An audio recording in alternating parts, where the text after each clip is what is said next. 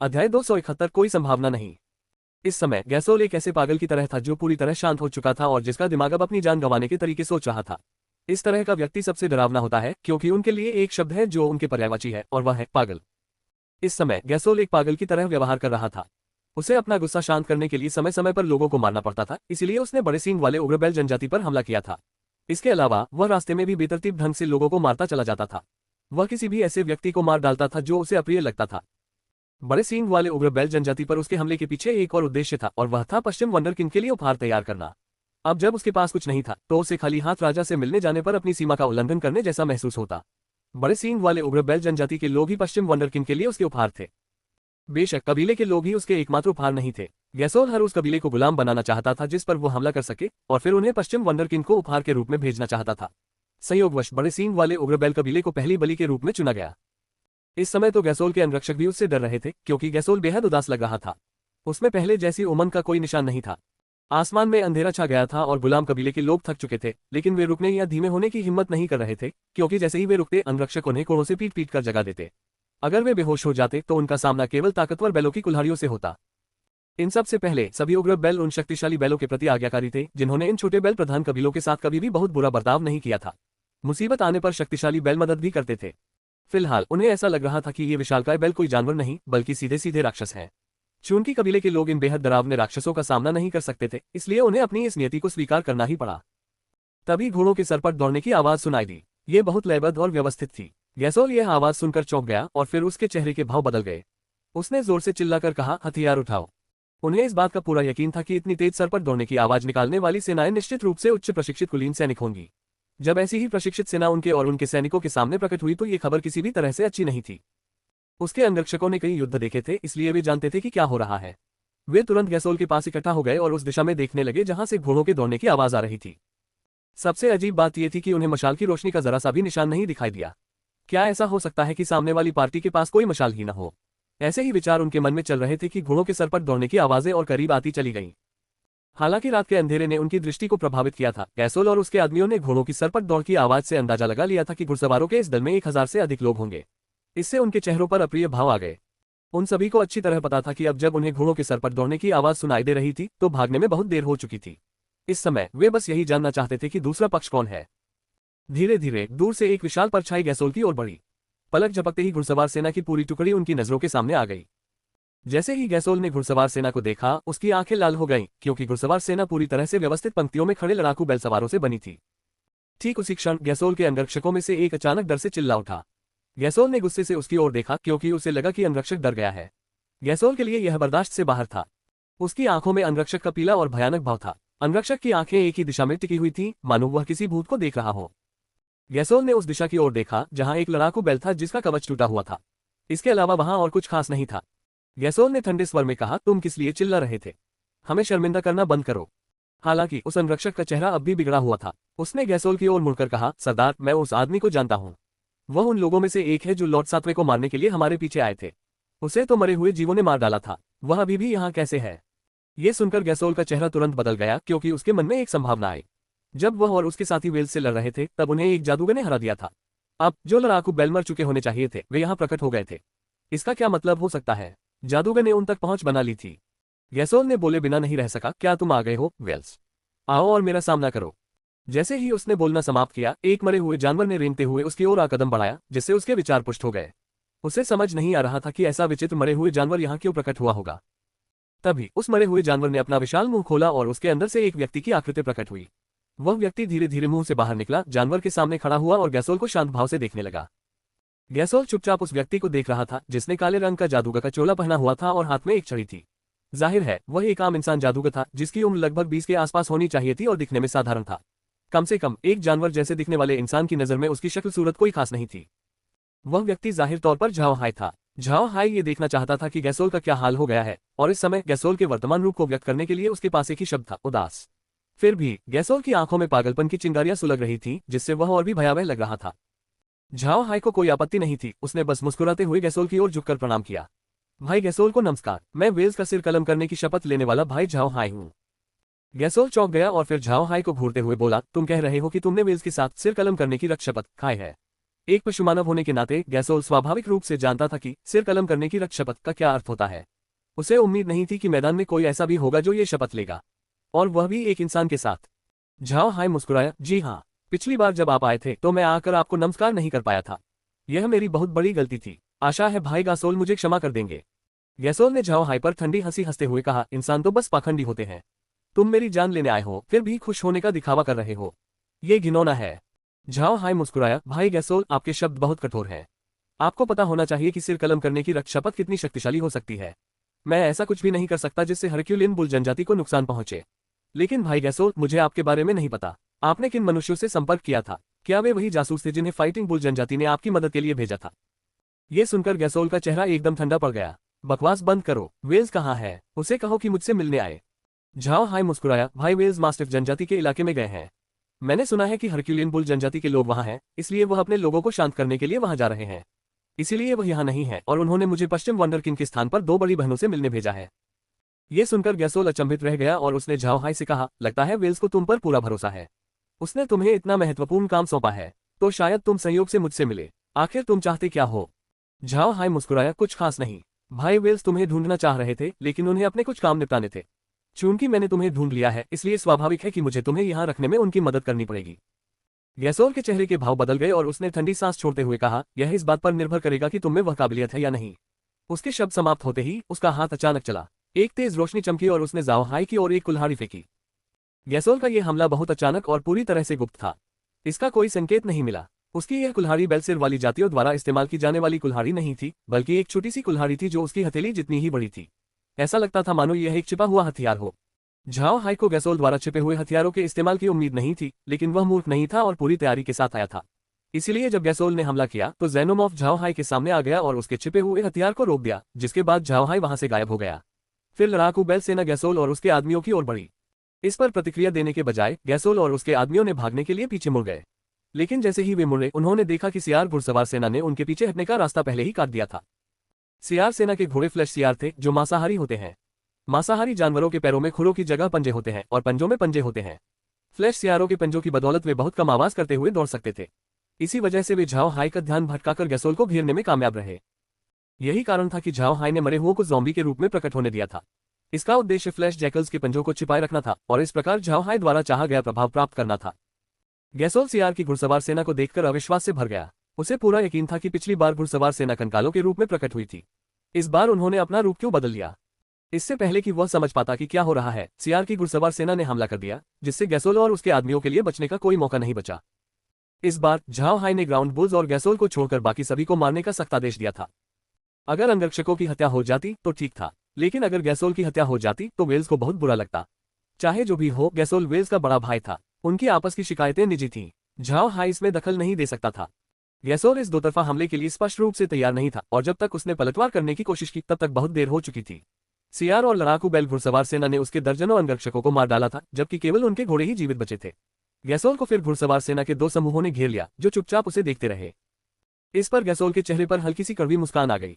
उसने अपनी बड़ी कुल्हाड़ी उठाए और जीवन के अंतिम हमले के लिए तैयार हो गया, लेकिन ठीक उसी क्षण अचानक उसके पीछे एक लता प्रकट हुई और उसके सिर पर जा लगी।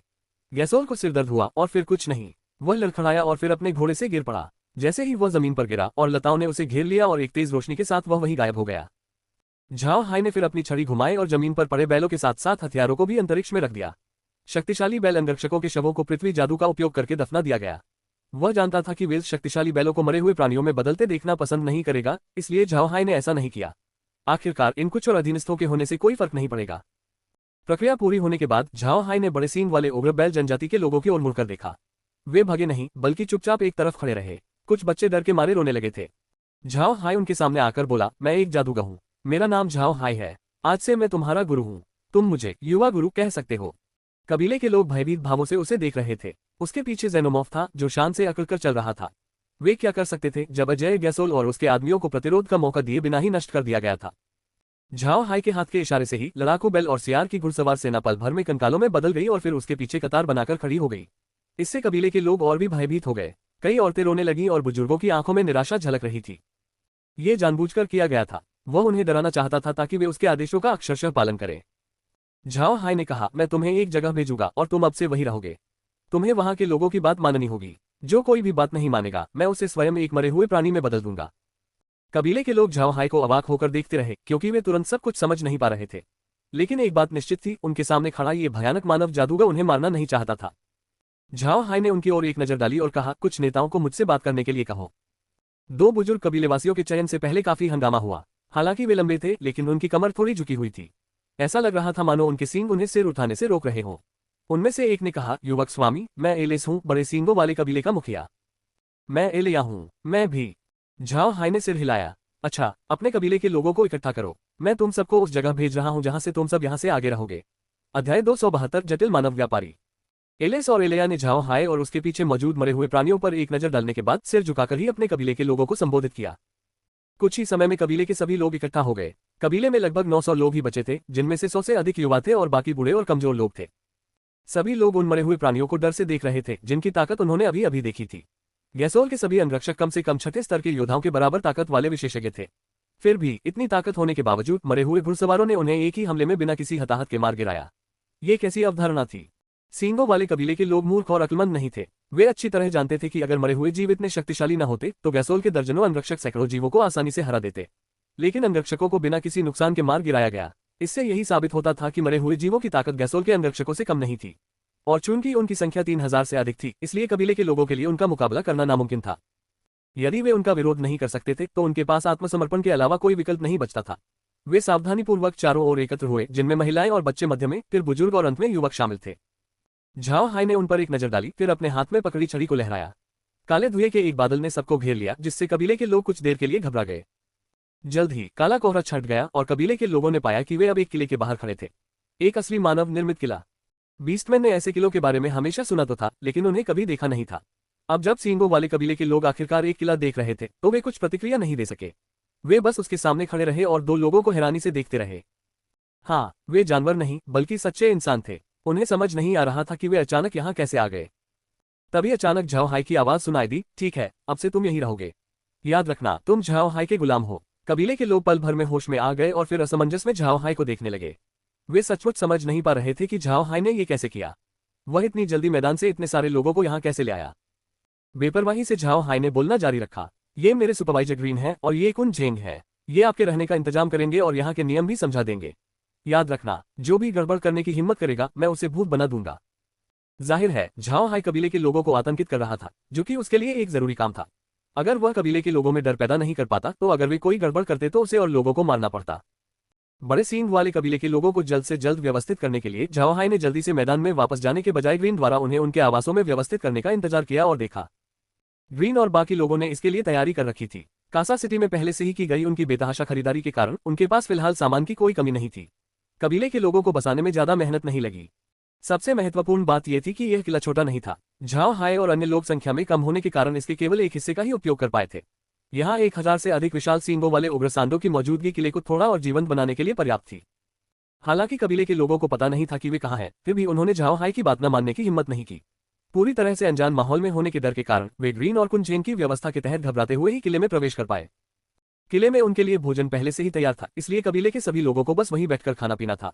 झाओ हाई की निगरानी में सब कुछ सुचारू रूप से चल रहा था।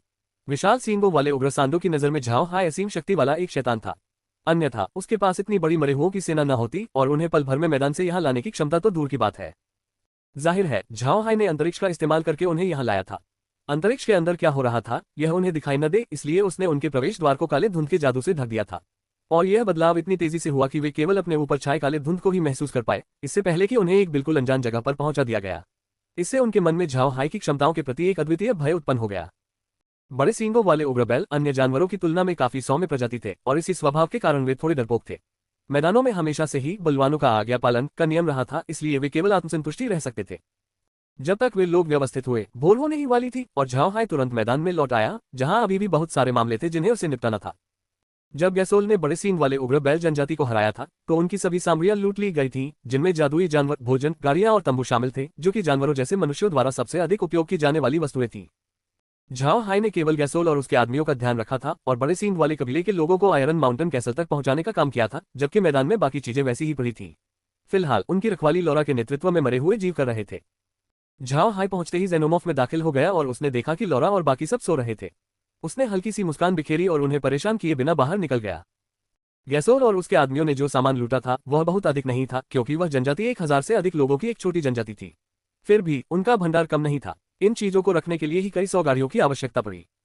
ये ध्यान रखना आवश्यक था कि पशु मानवों और मनुष्यों की गाड़ियों के आकार में अंतर था। झाओ हाई के समूह द्वारा उपयोग की जा रही गाड़ियों में केवल 1000 किलो अनाज ही आ सकता था, जबकि पशु मानवों की प्रत्येक गाड़ी में 5000 किलो से अधिक अनाज ले जाया जा सकता था।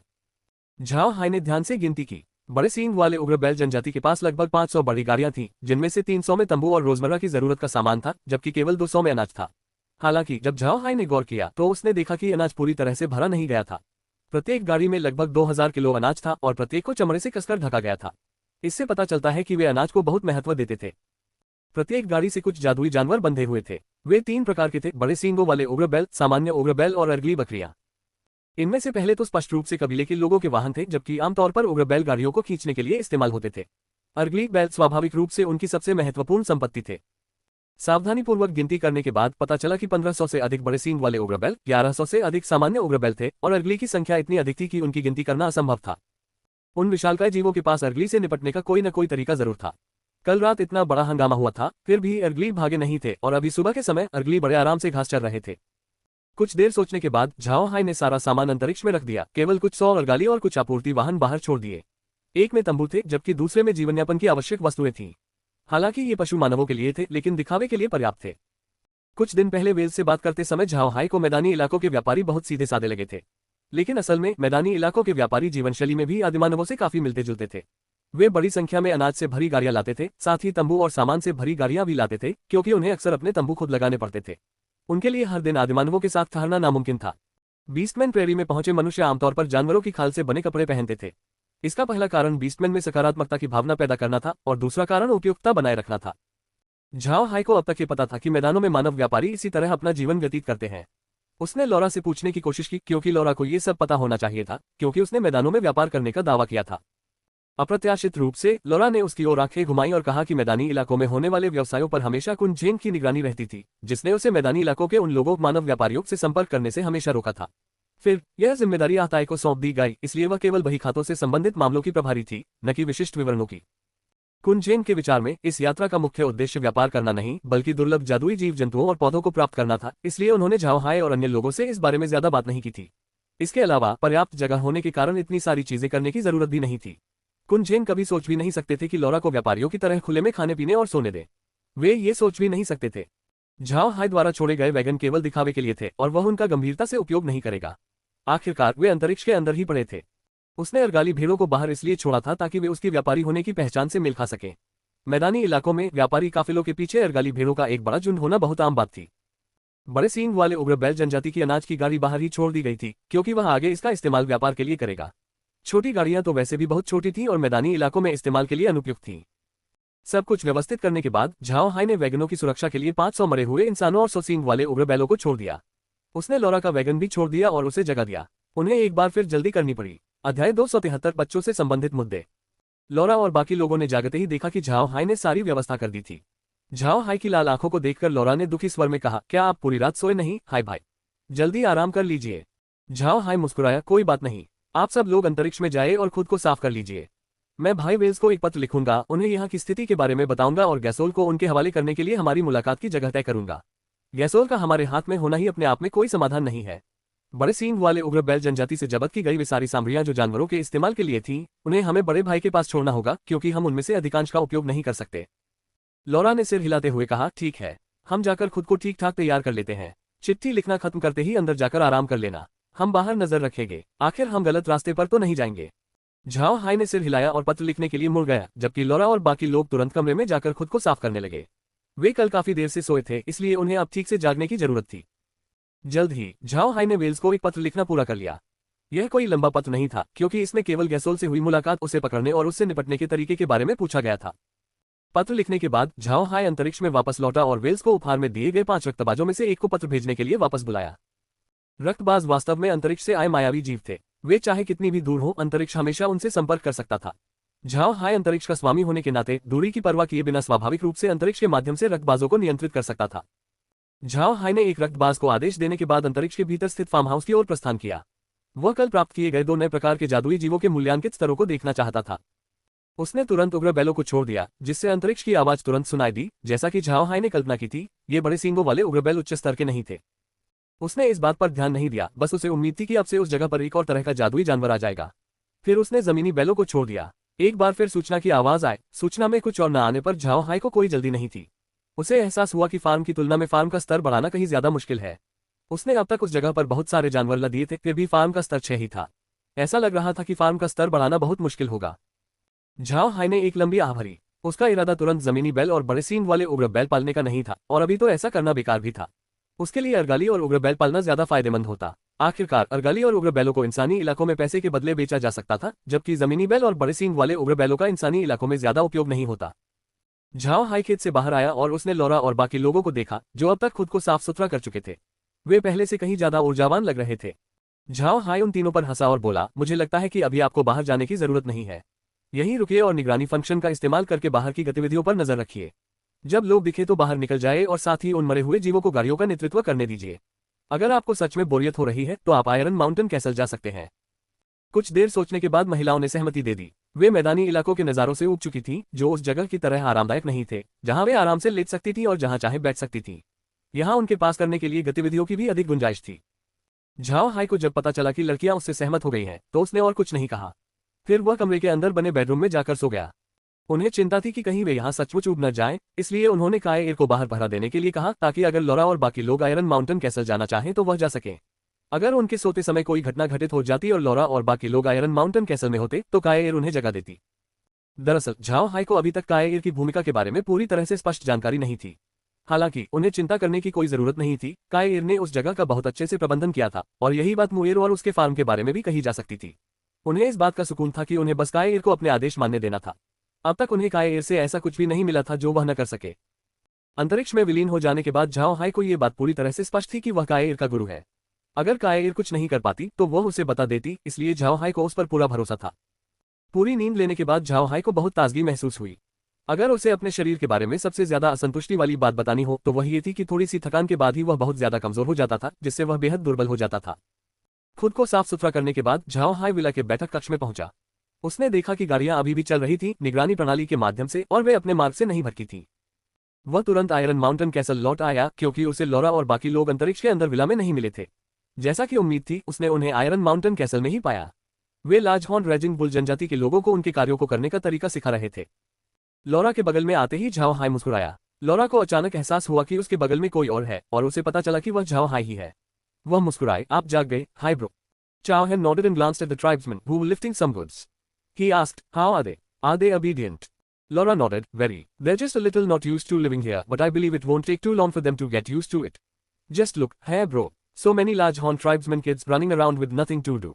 It just won't do. How about we find some things for them to do? Chao had nodded. He had seriously considered this problem before, back when she had gotten married. There was no such thing as planned childbirth on our continent. For people in this world, birthing was just a natural affair, so in the near future there would be a lot of children here. So what about the children? Let them run around ignorantly every day. Safety aside, it would not bring him any benefits whatsoever. There was only one way to solve this issue: schools. Right now, this place was a de facto independent kingdom, so these things should have been planned. Which country doesn't have schools? Schools are an important unit in which the quality of the citizens is raised, so they must be built. If a school were to be built at this time and get on track, then future school building would be a lot more convenient with the experience gained for building the first one, even if there were a lot of people. There was a great saying in China, education is the foundation of a 100-year plan. In order for Buddha family to develop, the matter of education must not be overlooked. Chao had turned to Laura and said, let the tribesmen work first. Call Grandpa Green and the others. We'll head to the living room and discuss some things. Laura nodded and let Nia go and call the people. Chao has said, all right. Contact Alice and Elia as well. Nia heeded with a sound and ran off. Chao and Laura walked towards the living room in the castle together, while the large horn tribesmen looked at him with eyes full of fear. He paid them no mind and just asked Laura, how do you think we can solve the issue with their children? Laura thought for a bit then said, schools. I think that maybe we can build a school. Chao has smiled, my thoughts exactly. I too want to build a school. It not only lets people pay attention to them, but by the time they grow up, we'll have a lot of capable people. Laura nodded. We bought a lot of books when we came out this time. They can be used to educate the children. Even if they won't be able to learn martial arts and magics when they grow up, they will help us a lot. Chao had nodded, and the two of them entered the castle. Right now, there were quite a few people inside the castle who had become married couples. They had not only been given civilian statuses by Chao Hai, if they willed it, Zai Hai would give them houses inside the castle perimeter. Of course, they weren't the quarters of the Mayor Castle, but the servants' quarters instead. जब वे दोनों बैठक कक्ष में पहुंचे तो green और बाकी लोग पहले से ही वहां मौजूद थे। ग्रीन के अलावा मेगलिन, कुंजेंग, मेग, ब्लॉकहेड और रॉकहेड से अलास और एलेया भी आ चुके थे। इस समय वे पूरे बुढ़ा परिवार का प्रबंधन संभाल रहे थे। झाओ हाई ने सबको बैठने दिया, केवल एलिस और अलिया ही थोड़ा असहज महसूस कर रहे थे और सावधानी से बैठे। उन्होंने उनके बारे में कुछ नहीं कहा और सीधे ग्रीन और बाकी लोगों की ओर मुड़ गए। मैंने आज सबको यहाँ इसलिए बुलाया है ताकि हम बड़े सींग वाले उग्रबैल जनजाति के बच्चों से जुड़े मुद्दों पर चर्चा कर सकें। ग्रीन और बाकी लोग असमंजस में झाओ हाई को देख रहे थे। झाओ हाई ने लॉरा की ओर सिर घुमाया, जिसका मतलब था कि वह चाहती थी कि लॉरा अपनी बात जारी रखे। लॉरा मुस्कुराए और बोली, पहले इस किले में ज्यादा लोग नहीं थे और बच्चे भी नहीं थे, इसलिए किसी ने इस मुद्दे पर ध्यान नहीं दिया। अभी बड़े सींग वाले उग्रबैल कबीले के आने से अचानक बहुत सारे बच्चे हो गए हैं, लेकिन उन पर नजर रखने वाला कोई नहीं है। वे रोज इधर उधर भागते रहते हैं और कुछ सीखते भी नहीं है, इसलिए यह बिल्कुल असुरक्षित है। इस जगह के बाहर एक खाई है, अगर वे वहां खेलेंगे तो आसानी से दुर्घटना हो सकती है।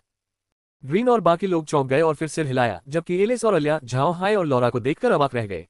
हालांकि वे पशु मानव थे और इसलिए मनुष्यों जितने बुद्धिमान नहीं थे, लेकिन उनके साथ ज्ञान आता है, ऐसा कहावत है। वे समझ गए कि झाओ हाई और लॉरा का क्या मतलब है। उन्होंने देखा कि झाओ हाई और लॉरा एक स्कूल खोलना चाहते थे। अध्याय 274 राष्ट्रीय नीति। विद्यालय न केवल मनुष्यों के पास थे बल्कि पशु मानवों के पास भी थे।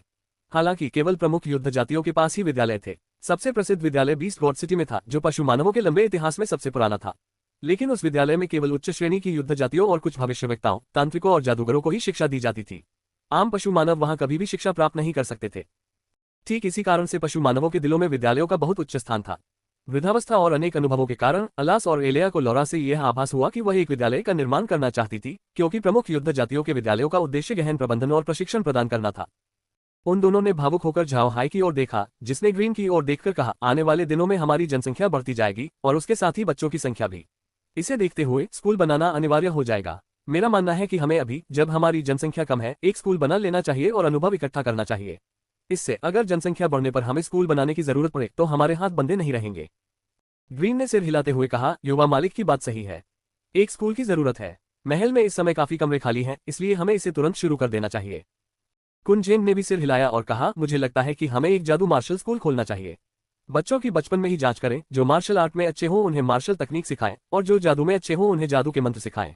मार्शल आर्ट के शिक्षक के रूप में सेर को नियुक्त किया जा सकता है। जादू के शिक्षक के रूप में मेग कैसी रहेंगी? झाओ हाई ने सिर हिलाते हुए कहा, नहीं, ये बहुत ही सामान्य योजना है। अगर हम अभी स्कूल बनाना चाहते हैं तो भविष्य के अनुभव के लिए इसे सही तरीके से बनाना होगा। अगर हम महाद्वीप पर मौजूद जादू मार्शल स्कूलों के प्रारूप के अनुसार इसे बनाते हैं तो ये बिल्कुल भी संभव नहीं है। हमें अधिक विस्तृत पाठ्यक्रम की आवश्यकता है। कैसा रहेगा अगर हम ऐसा करें? सबसे पहले हम बच्चों की संख्या का सर्वेक्षण करके उनकी उम्र पता करें, फिर उन्हें उनके उम्र के अनुसार अलग अलग समूहों में बांटें। मेरी योजना है कि 4 साल की उम्र से पहले बच्चों को उनके माता पिता ही पढ़ाएं। 4 साल की उम्र होने पर हम उन्हें एक एकीकृत बालवाड़ी में भेजेंगे और विशेष कर्मचारियों द्वारा उनकी देखभाल की जाएगी। हम उन्हें हर सुबह बालवाड़ी ले जाएंगे और हर रात उनके घर वापस लाएंगे। वे दोपहर का भोजन वहीं करेंगे। बालवाड़ी में रहते हुए हम उन्हें बुनियादी शिक्षा देंगे ताकि वे कुछ बुनियादी शब्द और गणित जान सकें। 7 साल की उम्र में वे आधिकारिक तौर पर कक्षाओं में जाना शुरू कर देंगे, जिन्हें साहित्य, गणित और मार्शल आर्ट में विभाजित किया गया है, और ये कक्षाएं एक ही समय अवधि में आयोजित की जानी चाहिए। उदाहरण के लिए तीनों कक्षाएं 1-1 घंटे की हो सकती हैं। वे किंडरगार्टन के बच्चों के समान समय पर स्कूल जाएंगे और वापस आएंगे, और उनका भोजन का समय भी समान होगा। 12 साल की उम्र में उन्हें आधिकारिक तौर पर श्रेणियों में बांट दिया जाएगा। जैसे मार्शल आर्ट में प्रतिभाशाली बच्चों का ज्यादातर समय मार्शल आर्ट के प्रशिक्षण और सामान्य शिक्षा में व्यतीत होगा। जादू में प्रतिभाशाली बच्चों का ध्यान मुख्य रूप से जादू के मंत्रों और सामान्य शिक्षा पर केंद्रित होगा। यदि कोई बच्चा किसी भी क्षेत्र में प्रतिभाशाली नहीं है तो वह अन्य विषयों पर ध्यान केंद्रित कर सकता है, और हम कुछ कर्मचारियों को उन्हें कुछ कौशल सिखाने के लिए नियुक्त कर सकते हैं। इस तरह भले ही वे शब्दों और संख्याओं में अच्छे न हों, उनके पास अपनी सुरक्षा सुनिश्चित करने के लिए कुछ कौशल तो होंगे ही। इसके अलावा भी कम से कम उन्हें बुनियादी अंकगणित का ज्ञान तो होगा ही, जो उनके लिए लाभकारी ही होगा। आपका क्या विचार है? ग्रीन और बाकी लोगों को यह उम्मीद नहीं थी कि झाओ हाई ने वास्तव में हर बात पर विचार किया होगा। वे उसके शब्दों से समझ गए थे कि यह अचानक लिया गया फैसला नहीं था, क्योंकि उसने जो योजना बताई थी वह बहुत विस्तृत थी। ये कहा जा सकता है कि महाद्वीप पर मौजूद जादू मार्शल स्कूल उतने विस्तृत नहीं थे जितना झाओ हाई ने बताया था, और वह भी 4 साल की उम्र से शुरू होने वाला प्रशिक्षण। ये जानना जरूरी है कि महाद्वीप पर स्कूल आमतौर पर 6 से 7 साल की उम्र से शुरू होते थे, जिसमें केवल बुनियादी प्रशिक्षण और शब्द सिखाए जाते थे और कुछ नहीं। वे ये सोच भी नहीं सकते थे कि झाओ हाई ने पृथ्वी की शिक्षा प्रणाली को ही थोड़ा बहुत बदलकर यहाँ लागू कर दिया है। हालांकि उन्हें यह स्वीकार करना पड़ा कि झाओ हाई की शिक्षण योजना महाद्वीप के अन्य स्कूलों की तुलना में कहीं बेहतर थी। यदि वे इसे साकार करने में सफल हो जाते तो यह निश्चित रूप से महाद्वीप का एक अनूठा स्कूल होता, जो इसे एक ऐतिहासिक उपलब्धि बना देता। क्योंकि उस महाद्वीप के लोग युद्ध कौशल को महत्व देते थे, इसलिए जादू टोना सिखाने वाले स्कूल आमतौर पर युद्ध तकनीक और जादू के मंत्रों को अपने मुख्य पाठ्यक्रम के रूप में सिखाते थे। हालांकि झाओ हाई द्वारा प्रस्तावित स्कूल अलग था, क्योंकि यह मुख्य रूप से लेखन और गणित सिखाता था। शुरू से अंत तक इन विषयों पर ही जोर दिया जाता था, जो ग्रीन और अन्य लोगों के लिए एक बिल्कुल नई बात थी। लॉरा ने माथे पर शिकन डालते हुए कहा, अगर हम आपकी बात मानकर चले हाय ब्रो, तो इसमें बहुत ज्यादा खर्च आएगा। उदाहरण के लिए 4 से 7 साल के बच्चों की देखभाल करना बहुत मुश्किल है, और इतने सारे अलग अलग पाठों के साथ साथ खाना बनाने और बच्चों की देखभाल करने वालों की जिम्मेदारी भी होगी। उन सभी को संभालने के लिए लोगों की जरूरत होगी।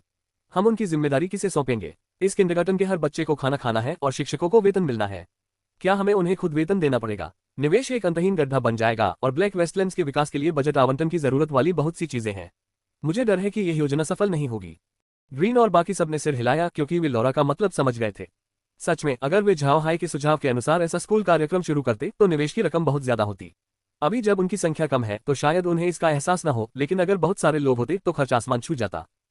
झाओ हाई ने सिर हिलाते हुए कहा, मैं ये सब जानता हूँ, इसीलिए तो हमें ट्यूशन फीस लेनी ही पड़ेगी। लेकिन हम बहुत ज्यादा फीस नहीं ले सकते। विद्यार्थियों के माता पिता एक हिस्सा देंगे और हम एक हिस्सा देंगे। इस तरह स्कूल का निर्माण हो सकेगा। मेरी योजना किसी जागीर के नजरिए से नहीं, बल्कि देश के नजरिए से बनी है। स्कूलों का प्रबंधन सीधे देश द्वारा किया जाना चाहिए, न कि किसी और के भरोसे। इसके अलावा हमारी आबादी कम है और हमारा व्यापार लगभग न के बराबर है, लेकिन जब आबादी बढ़ेगी तो व्यापारी भी होंगे और हमें कर देने पड़ेंगे। कर किस लिए होते हैं? सिर्फ सेना को लैस करने के लिए। मुझे लगता है इसकी कोई जरूरत नहीं है। हम स्कूल में सैन्य शैली का प्रबंधन लागू कर सकते हैं। इस तरह जब भी कोई लड़ाई होगी हमें सैनिकों की कमी की चिंता नहीं करनी पड़ेगी। बुरा परिवार के एक दीर्घकालिक राजवंश बनने की संभावनाओं के लिए मुझे लगता है हमें करों पर तर्कसंगत रूप से विचार करना होगा। हमें जो कर प्राप्त होते हैं उन्हें सही जगहों पर इस्तेमाल किया जाना चाहिए। इन शब्दों के अनुसार से लोगों के लिए, लोगों के लिए। लॉरा और बाकी लोग दंग रह गए। उन्होंने पहली बार झाओ हाई के आदर्श के बारे में सुना था, जो करों के मामले में महाद्वीप के बाकी सभी देशों से बिल्कुल अलग था।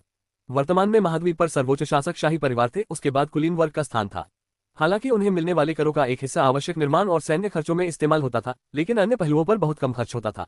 यहाँ तक कि महाद्वीप के स्कूलों में भी फीस लगती थी। झाओ हाई ने जो प्रस्ताव रखा था वह उन्होंने पहले कभी नहीं सुना था।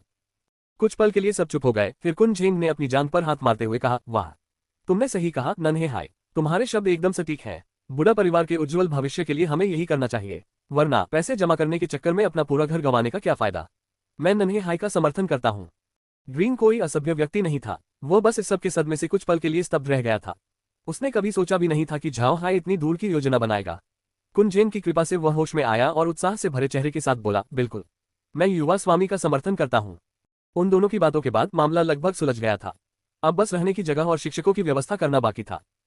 मेगेलिन ने कहा, जगह ढूंढना मुश्किल नहीं है, लेकिन बच्चों के लिए हमें एक शांत और विशाल जगह ढूंढनी होगी ताकि वे मार्शल आर्ट सीख सकें।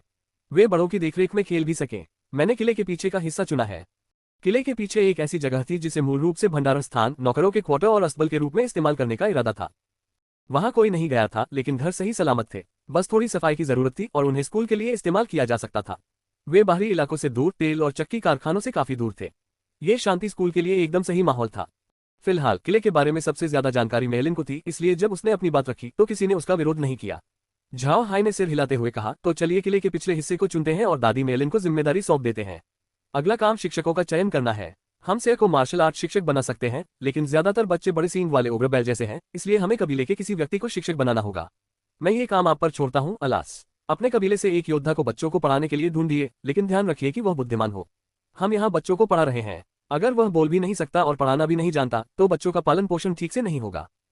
झाओ हाई जानता था कि पशु मानवों और मनुष्यों की मार्शल आर्ट बहुत अलग होती है।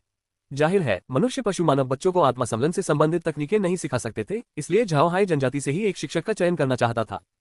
एलिस और अलिया अचानक झाओ हाई के सामने घुटने टेक कर बैठ गए और एलिस ने जोर से कहा, हे महान जादूगर, आपका हृदय विशाल मैदानों के समान है और आपकी शक्ति पशु देवता के समान सर्वशक्तिमान है। आपका ज्ञान भविष्यवक्ताओं से भी अधिक है और आप माता नदी के समान दयालु हैं। कृपया निश्चिंत रहें, क्योंकि हम आपके द्वारा दिए गए कार्य को पूरी तरह से निभाएंगे।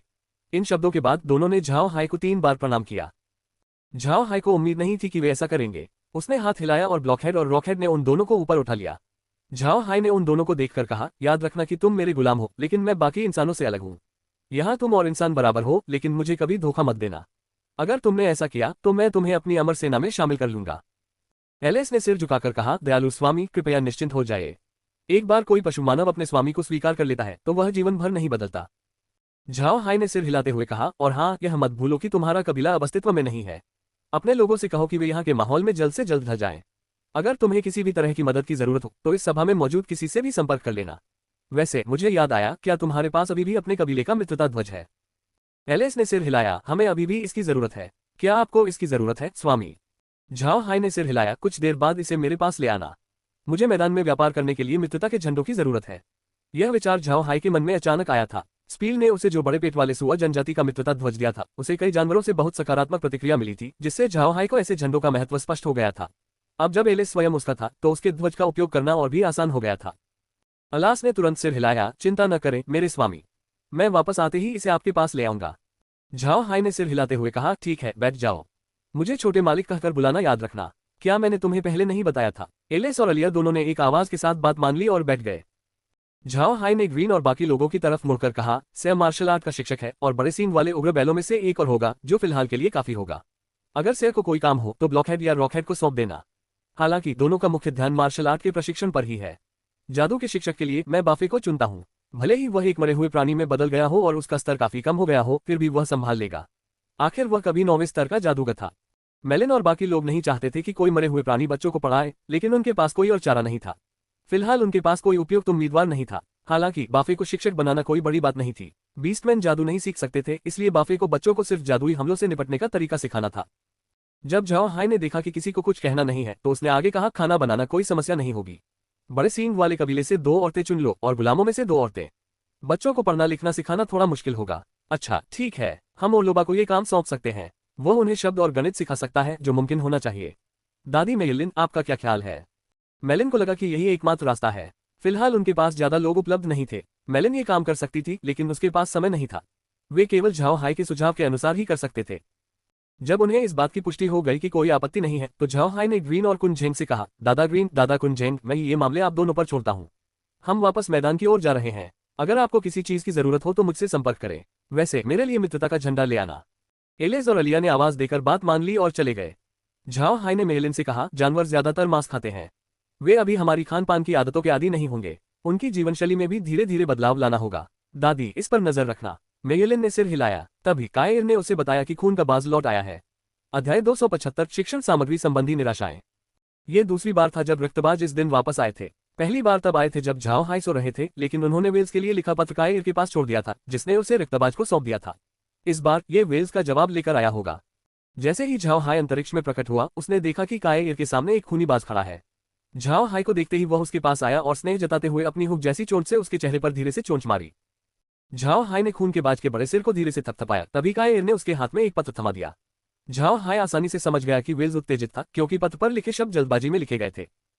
फिर भी झाओ हाई पत्र का अर्थ समझ गया था। वेल्स का इरादा उससे गैसोल को सौंपवाना था। पत्र के पीछे एक बहुत ही सरल नक्शा था और उसने उस नक्शे पर चलने वाले खूंखार बाज को आगे चलने दिया। झाओ हाई की इस मामले पर कोई राय नहीं थी, क्योंकि वह कुछ दिनों के लिए पश्चिम वंडरकिन के क्षेत्र में जा रहा था। उसे कोई जल्दी नहीं थी, इसलिए पत्र को एक तरफ रखकर वह वापस आयरन माउंटेन कैसल लौट आया। ग्रीन और अन्य लोग अब स्कूल के निर्माण के विषय पर चर्चा कर रहे थे। सौभाग्यवश आयरन माउंटेन कैसल में अपेक्षाकृत कम लोग थे, इसलिए व्यवस्था करना आसान होगा। लेकिन झाओ हाई का मतलब यह था कि उन्हें कम लोगों के होने के कारण किसी भी काम को आधे अधूरे मन से नहीं करना चाहिए। एक अच्छा उदाहरण पेश करने के लिए ढांचा ठीक से तैयार किया जाना चाहिए। यदि भविष्य में और स्कूल बनाए जाएं, तो वे अपने पहले स्कूल को उदाहरण के रूप में इस्तेमाल कर सकेंगे। तभी एलिस और अलिया दोनों बाहर से लौटे। वे अपने हाथों में एक युद्ध ध्वज लाए थे, जिस पर बड़े सींगों वाले बैल का सिर बना हुआ था। यह विशाल सींगों वाले उग्र बैल जनजाति का मित्रता ध्वज था। झाओ हाई ने झंडा उठाया, उस पर एक नजर डाली और उसे अपने बगल में खड़ी मेग को सौंप दिया। उसने एलिस की ओर मुड़कर कहा, एलिस, तुम्हें अपने बच्चों की गिनती जितनी जल्दी हो सके करनी होगी और एक शिक्षक ढूंढना होगा। स्कूल का निर्माण तुरंत होना चाहिए। अलास और अलिया दोनों ने एक शब्द में उसका आदेश मान लिया। झाओ हाई ने ग्रीन की ओर मुड़कर कहा, दादाजी ग्रीन, मैं ये जिम्मेदारी आप पर छोड़ रहा हूँ। हमें अभी मैदान में लौटना है। मुझे वेल्स से संदेश मिला है कि गैसोल को उसे सौंप दूं। ग्रीन ने सिर हिलाया। चिंता मत कीजिए युवा स्वामी, महल में सब कुछ सामान्य है और कुछ भी नहीं हुआ है। सर्दियों के लिए लकड़ियां भी तैयार कर ली गई हैं, इसलिए चिंता की कोई बात नहीं है। झाओ हाई हंसा। बहुत अच्छा, दरअसल अब हमें सर्दियों के लिए ज्यादा लकड़ी की जरूरत नहीं है। कायर के फूल सर्दियों में गर्मी फैलाते हैं, इसलिए किला ज्यादा ठंडा नहीं होगा। हमारे पास अब इतना खाना है कि हम इसे कभी खत्म नहीं कर पाएंगे, और मांस की भी कोई कमी नहीं है। अभी तो मुझे लगता है कि हमें जल्द से जल्द एक युद्ध राशन कारखाना बनाना चाहिए। अलास और उसके लोग भी साथ आ जाएं तो राशन बनाना आसान हो जाएगा। हमारे पास अर्गली की कमी नहीं है, इसलिए सर्दियों में हर किसी के पास कुछ न कुछ काम होगा। आपका क्या ख्याल है? ग्रीन ने सिर हिलाते हुए कहा, युवा स्वामी, इस बार हमें कितने अर्गाली मिले हैं? झाओ हाई ने अंतरिक्ष पर एक नजर डाली और कहा, लगभग 30,000 लोग, सभी एलिस जनजाति के हैं। अलास और उसके लोगों ने असंतोष का कोई संकेत नहीं दिखाया। चूंकि अब वे झाओ हाई के अधीन थे, इसलिए अर्गली के स्वामित्व का तो कोई सवाल ही नहीं था। हालांकि अलास ने थोड़ा भौहें चढ़ाकर पूछा, युवा स्वामी, मुझे याद है कि हमारे कबीले के पास 50,000 से अधिक अर्गली थे। ये संख्या घटकर 30,000 कैसे हो गई? झाओ हाय चौंक गया, थोड़ी देर सोचा और फिर बोला, शायद मेरे और गैसोल के बीच लड़ाई के दौरान वे भाग गए होंगे। कोई बात नहीं, 30,000 हमारे लिए काफी हैं। लगता है हमें और पालना पड़ेगा। अभी तो हमारे फार्म में पाली जा रही नीली आंखों वाली खरगोशों से फैंसिले डची की जरूरतें लगभग पूरी हो जाएंगी। बाद में हम मुख्य रूप से अर्गली खरगोशों पर ध्यान देंगे। ग्रीन ने सिर हिलाते हुए कहा, बहुत अच्छा। ओह ठीक है युवा मालिक, हम बकरी के बालों से बने उत्पादों का कारखाना भी खोल सकते हैं। हम इसके लिए भी अलास के लोगों को काम पर रखेंगे और गुलामों को इससे सीखने का मौका देंगे। आपका क्या विचार है? झाओ हाय ने सिर हिलाते हुए कहा, अलेस और उनके लोग इस क्षेत्र में सर्वश्रेष्ठ हैं। आप बस व्यवस्था ठीक से कर लीजिए। हमें बकरी के बालों के प्रसंस्करण की चिंता करने की जरूरत नहीं है। उनके साथ हम अब वो काम कर सकते हैं जो पहले नहीं कर पाते थे। एलेस और अलिया ने अपनी कमर सीधी कर ली। बीस्टमैन कितने सीधे साधे थे। उन्हें डर था कि जाओ हाय के अधीन होने के बाद वो उन्हें नीचा समझेगा। अब जाओ हाय की बातों से उन्हें सचमुच खुशी हुई। झाओ हाय ने उनकी ओर एक नजर डाली और फिर आगे कहा, दादाजी ग्रीन, घुड़सवारी प्रशिक्षण के लिए एक खाली जमीन का टुकड़ा ढूंढिए। एलेस और उसके लोग पशु मानव हैं, इसलिए हमें उन्हें घुड़सवारी की अपनी परंपरा को भूलने नहीं देना चाहिए। इसके अलावा हमारे पास जगह भी है। उनके लिए प्रशिक्षण मैदान तैयार करना कोई मुश्किल काम नहीं है। जब ये बच्चे प्रशिक्षण लेंगे तो हमें उनके लिए भी घुड़सवारी की कक्षाएं शुरू करनी होंगी। हम एलेस और उसके लोगों को इन कक्षाओं के लिए किसी शिक्षक को चुनने देंगे और दादाजी कुन झेंग भी कुछ मार्गदर्शन दे सकते हैं। आखिर घुड़सवारी के मामले में इंसानों के अपने अपने तरीके होते हैं। कुन झेंग हंसते हुए बोला, ठीक है, मैं उन्हें अच्छे से सिखाऊंगा। झाओ हाय ने सिर हिलाया और आसमान की ओर देखा। मैं पहले मैदान की ओर जा रहा हूं ताकि अपना रास्ता बदल सकूं। थोड़ी देर में खाना खाने वापस आऊंगा। लॉरा, मेग, नीव, यहीं रुको, मैं अकेला जा रहा हूं। लॉरा ने सिर हिलाया, लेकिन मेग ने कहा, मैं आपके साथ चलूंगी छोटे मालिक। वैसे भी मुझे यहाँ कुछ काम नहीं है। झाओ हाय ने कोई आपत्ति नहीं जताई और उसे अपने साथ ले गए। मैदान में पहुंचते ही झाओ हाय ने तुरंत खूनी बाज को छोड़ दिया और फिर मरे हुए कोच चालकों को उसके पीछे आने का आदेश दिया। इसके बाद वह मेग को एक बार फिर आयरन माउंटेन कैसल ले आया। इस काफिले की बाहरी बनावट से किसी को भी कुछ अलग नजर नहीं आया।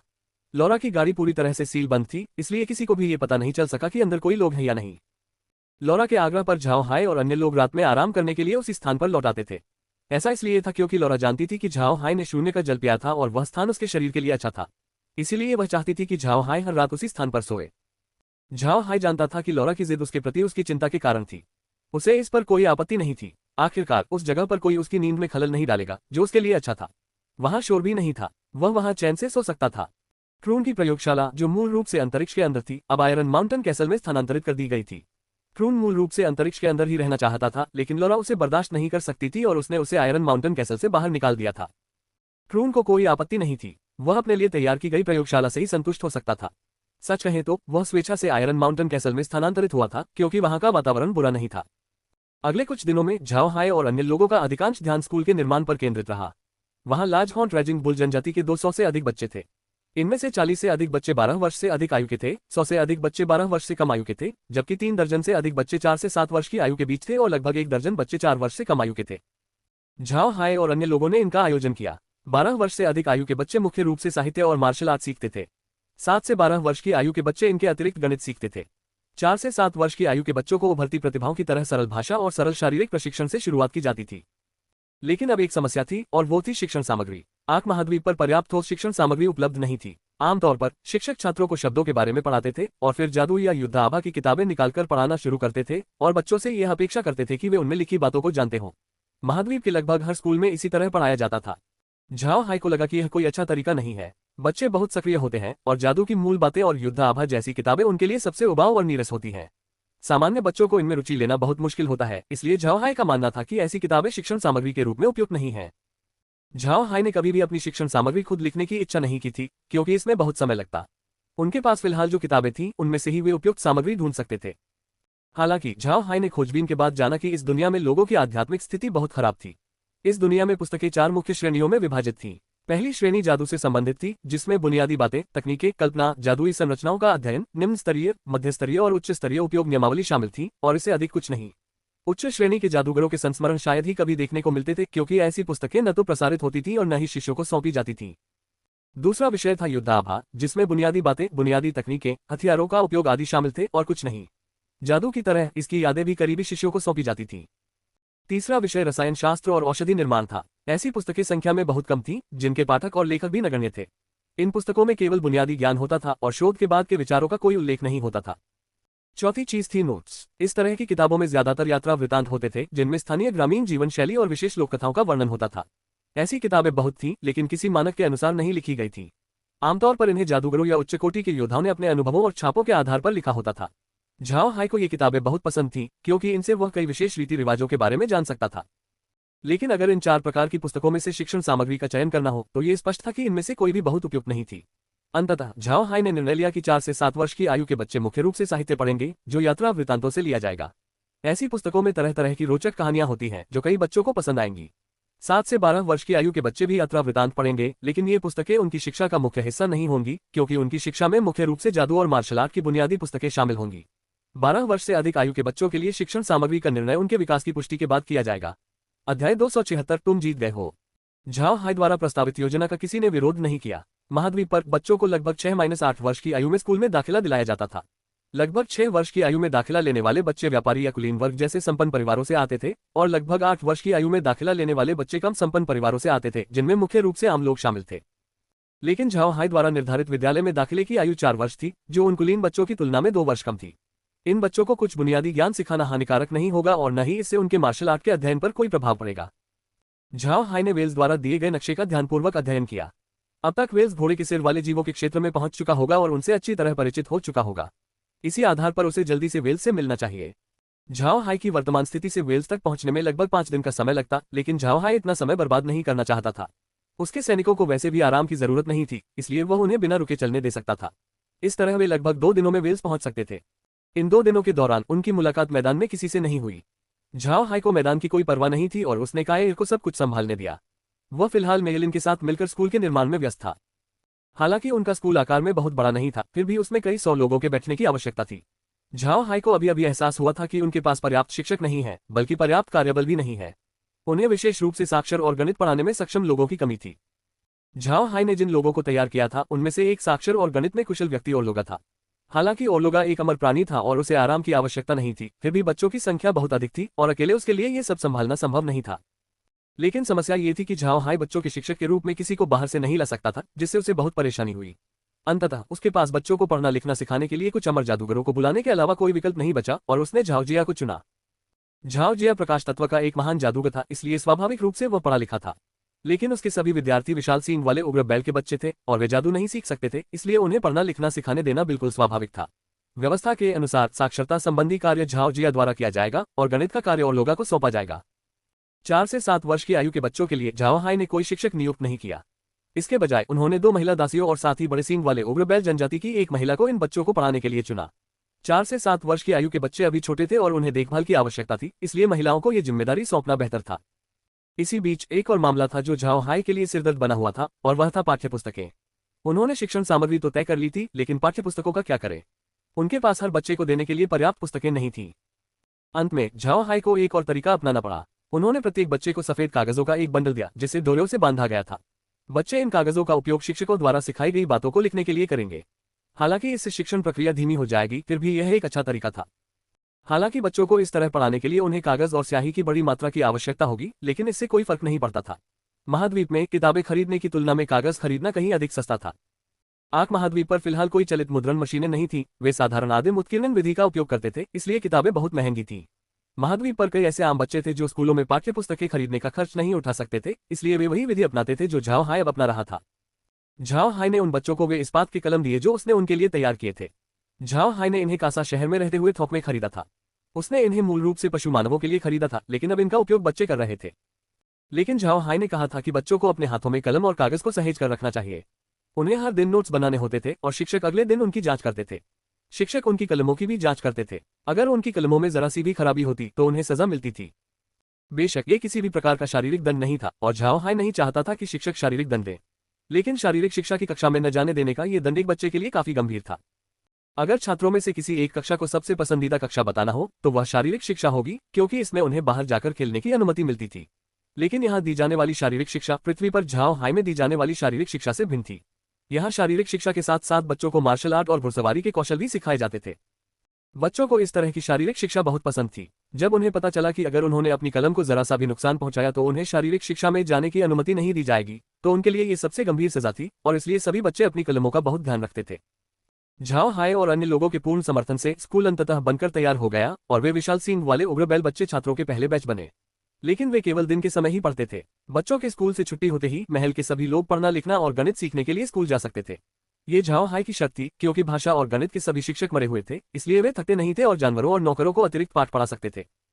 इन 2 दिनों ने झाओ हाई को बीस्टमैन प्रेरी की विशालता का पूरा अंदाजा लगाने का अवसर दिया। लगातार 2 दिनों तक यात्रा करने के बाद भी झाओ हाई को रास्ते में एक भी बीस्टमैन नहीं मिला, जिससे वह पूरी तरह से आश्चर्यचकित रह गया। 2 दिन बाद ही वह बुलहेड जनजाति के क्षेत्र से हॉजहेड जनजाति के क्षेत्र में चला गया था। चूंकि ये दोनों क्षेत्रों के बीच का निकटवर्ती इलाका था, इसलिए गलतफहमी के डर से यहाँ बहुत कम लोग आते थे। लेकिन जैसे ही वे अश्व प्रधान जातियों के क्षेत्र में दाखिल हुए, कुछ ही समय में झाओ हाई ने पास ही एक शिविर देखा। शिविर बहुत बड़ा नहीं था, लेकिन उसके ऊपर हरक्यूलियन बुल जनजाति का ध्वज हवा में लहरा रहा था। झाओ हाई के चेहरे पर हल्की सी मुस्कान आ गई। वह जानता था कि वेल्स बहुत स्वाभिमानी व्यक्ति है और भले ही उसकी वीर बैल जनजाति लड़ाकू बैल जनजाति से हार गई हो, वह अपनी पहचान नहीं छिपाएगा। वह जहां भी जाता अपने तंबू पर अपना ध्वज ऊंचा लहराता। झाओ हाई ने कुछ नहीं कहा, बस अपनी गति बढ़ाकर वेल्स के शिविर की ओर दौड़ पड़ा। उसने गैसोल को नहीं छोड़ा, क्योंकि वह काएर के कब्जे में था। काएर गैसोल को नियंत्रित कर रही थी, या यूं कहें कि गैसोल पूरे समय अर्धचेतन अवस्था में था। काएर उसे अंतरिक्ष से पानी पिला रही थी, इसलिए गैसोल अभी तक भूख से नहीं मरा था। दरअसल गैसोल की न सिर्फ मृत्यु नहीं हुई थी, बल्कि वह काफी स्वस्थ जीवन जी रहा था।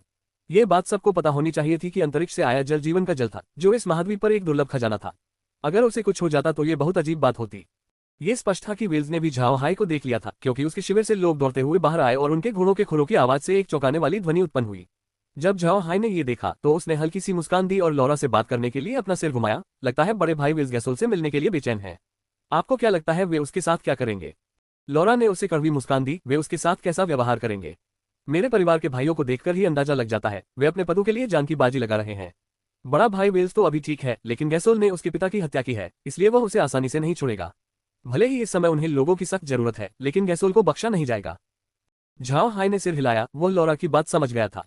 हरक्यूलियन बुल ट्राइब को इस समय लोगों की जरूरत थी और गैसोल एक लेवल 8 का विशेषज्ञ था, जो मौजूदा हरक्यूलियन बुल ट्राइब के लिए बहुत मददगार साबित हो सकता था। लेकिन वेल्स और गैसोल के बीच दुश्मनी बहुत गहरी थी, इसलिए वेल्स उसे जाने नहीं देगा। जब वेल्स झाओ हाई के सामने आया तो उसने उसका अभिवादन नहीं किया, बल्कि तुरंत पूछा, छोटे हाई गैसोल कहाँ है? झाओ हाई मुस्कुराया और हाथ हिलाया। तभी वेल्स के सामने गैसोल प्रकट हुआ।